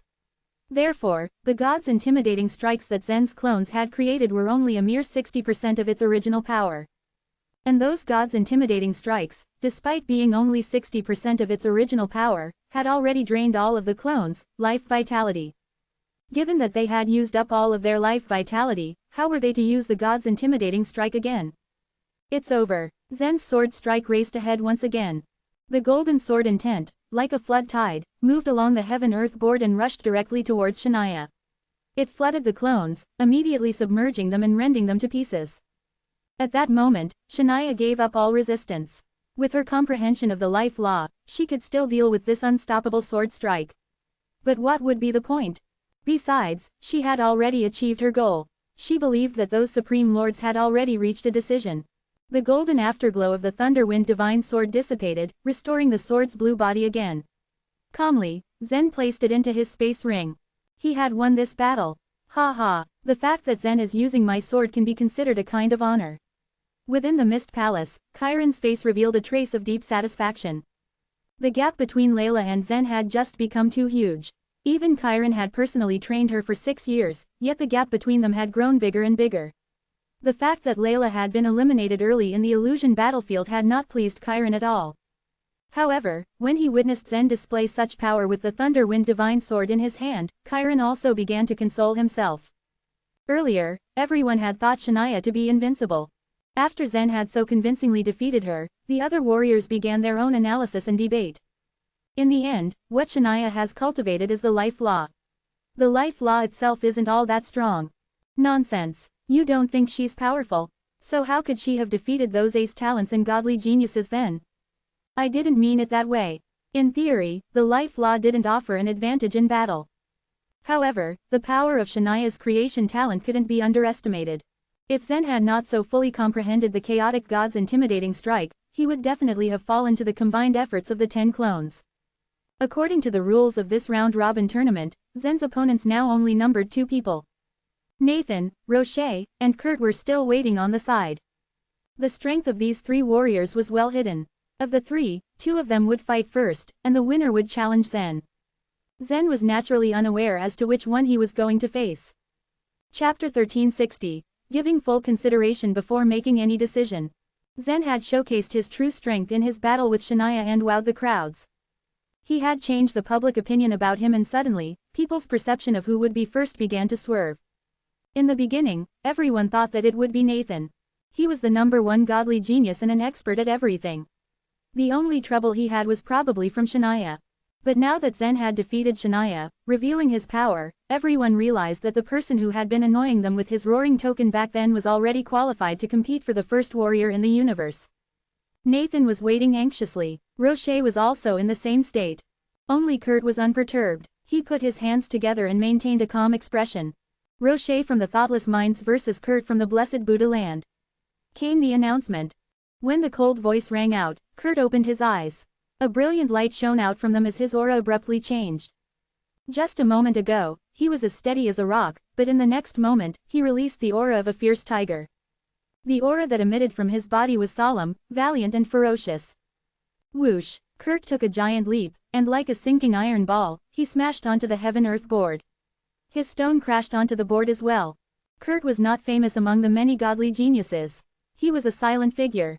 Initially, many almighty warriors predicted that of the 4 warriors from the Thoughtless Minds, at least 3 would be able to make it into the top 5. If this situation were to develop further, then the Thoughtless Minds would become the dominant race in the world of chaos. However, the final result was completely unexpected. The Thoughtless Minds occupied only one of the top 5 spots, while the remaining 3 were in the last 5 spots. Kurt of the Blessed Buddha Land, however, had been able to exploit his full potential and reach this level. As for Roche, he totally stumped everyone. While it was true that he originated from the Thoughtless Minds, he himself said that he came from the Cloud Hall, a sect unknown to the onlookers. The strength that this person displayed was also shocking. He had seamlessly eliminated Xenia, the godly genius of the celestial position race. Her premature elimination automatically meant that she could not enter the top 10. This was a big shock for everyone. People wondered if Rocher would still surprise everyone by defeating Qrt. Qrt entered the board and Rocher also took one step forward. His body floated down and lightly landed on the Heaven-Earth board. His heroic face was already starting to show the fighting spirit. After he defeated the man before him, he would face Zen. Rocher, your desire to win is very strong, Qrt said. Rocher flashed a smile. If you aren't keen on victory, why not just admit defeat now? Qrt slightly nodded. You are right. I want to win too. But we have different goals. Are you saying that your goal is nobler than mine? Rocher challenged. No, Qrt shook his head. Rocher grasped the hilt of the sword on his back and waved it casually. The sheath transformed into a series of shadows in the air, and got embedded 2 inches deep into the board. He could draw the sword out of the sheath if he were to lift the hilt. Rocher needed to go all out for this battle. Although Qrt's expression was calm, there was a cautious look in his eyes. He took out a Buddhist staff from his cassock. The staff was golden red and emitted a dazzling light. 9 rings were connected to the top of the staff. As they rubbed against each other, clear and melodious sounds emitted from the staff non-stop. This was the 9-ring staff. It was the most precious treasure of the Hidden Spirit Temple. This supreme divine weapon ranked 7th on the Universe Spirit Tablet. This supreme divine weapon had not been seen for many years, and it was unsurprising that Qrt, the number 1 figure of the Blessed Buddha land, owned the staff. Amitabha, Rocher, you can make the first move, Qrt said to Rocher with his staff in his hand. He had said the same words when he had fought Lawson. Qrt never made the first move. His strategy was to destroy every move that his opponent made, using an even fiercer method. This was contrary to popular fighting methods, where most warriors would choose to strike first to gain the upper hand. However, Qrt's technique meant to be released later and arrive later. It laid emphasis on planning before making a move. A hint of surprise flashed in Zen's eyes when he heard Qrt's offer. During Rocher's battle with Xenia, he had showcased his awe-inspiring speed. It was a good idea to plan before making a move. Qrt would wait for the opponent to make a move, and then cleverly break it apart. While he was doing so, he would also counterattack. However, Rocher had always won due to his speed, so how would Qrt cope with that? Rocher didn't say no. He was a gentleman, but that didn't mean he was not competitive. He held the hilt of the sword and took a step forward. However, the sheath was still buried within the board. One more step, and his sword would get unsheathed. The body of the sword had already been pulled out 2 feet. The majority of it was still embedded in the sheath, but the 2-foot blade, which was revealed, shone with a dazzling light, making it difficult to see clearly. Countless pairs of eyes were staring at the sword, to see just how much power the sword could unleash. Qrt's expression was calm as he looked at Rocher indifferently, the 9-ring staff in his hand slightly tilted. He was aware that Rocher's speed was extremely terrifying. But just relying on speed didn't make Rocher a formidable opponent. Rocher took another step. Clang! The sound of the sword being unsheathed reverberated through the board. A ray of light appeared in Rocher's hand. It happened too fast. The onlookers couldn't see Rocher's sword clearly, so they thought that he was holding onto a dazzling light. He stepped on the light and slashed with it. Rocher arrived in front of Qrt in the blink of an eye. Clang, clang, clang, clang, clang. Rocher's shadow was encircling Qrt. Soon after, he appeared right in front of Qrt. However, before he launched a sword attack, his body suddenly disappeared. Then he struck his sword out from behind Qrt. Chop, slash, stab, tap. Every single sword light was deadly. Every step he took was also inextricably linked to the next assault. In contrast, Qrt was much slower. In fact, compared to Rocher, Qrt was moving at a snail's speed. Although Qrt was slow, he was accurately blocking every single strike of his opponent. Every time he waved his staff, he fended off Rocher's attack. From the start to finish, it was perfect. Those who didn't know the situation might think that the duo had practiced it beforehand. The timing, speed, and strength were all accurate. That's the power of future constellation Kalpa. The little monk has mastered the time law to such an extent. It's truly amazing. Qrt also has the capability to compete for first place. Based on Qrt's speed, if he were to brandish his staff once, Rocher might have been able to strike out with 100 swords. But by relying on the future constellation Kalpa, he was able to determine Rocher's sword moves and attacks to a certain extent, and block them accordingly. Because of this, not only were Rocher's attacks not fatal, they were also getting obstructed in advance by Kurt's staff. Kurt only needed to place the staff somewhere and it would force Rocher to change his movement, causing him incomparable distress. The first round of exchanges lasted for a few seconds. Then, Rocher turned into a ray of light and whizzed off swiftly. Clang! He sheathed his sword. Rocher took a deep breath. The two of them had exchanged thousands of blows in the span of a few seconds. It was true that the two of them did not wield much power and influence, but the danger they posed was not insignificant. Your speed is of no use to me. You'd better figure out another plan, Kurt said indifferently and stood his ground. Rocher shook his head and revealed a smile. You were wrong, see. Kurt's gaze turned solemn. At the same time, an explosive sound came from his 9-ring staff. One of the 9 rings was broken. Your sword is so strong. It should be more precious than the weapons on the spirit tablet. Huh, a strange expression appeared on Kurt's face. How could a 7th-ranked supreme divine weapon be so easily damaged? The 9-ring staff had already lost one of its rings in the exchanges just now. Even the saint-killing spear couldn't achieve this feat. A sword that surpasses the weapons on the spirit tablet. Does this mean his sword is beyond the supreme divine weapon? Then what rank is Rocher's sword? What? There are weapons that are not recorded on the spirit tablet. This controversy about Rocher's sword once again attracted the attention of countless warriors.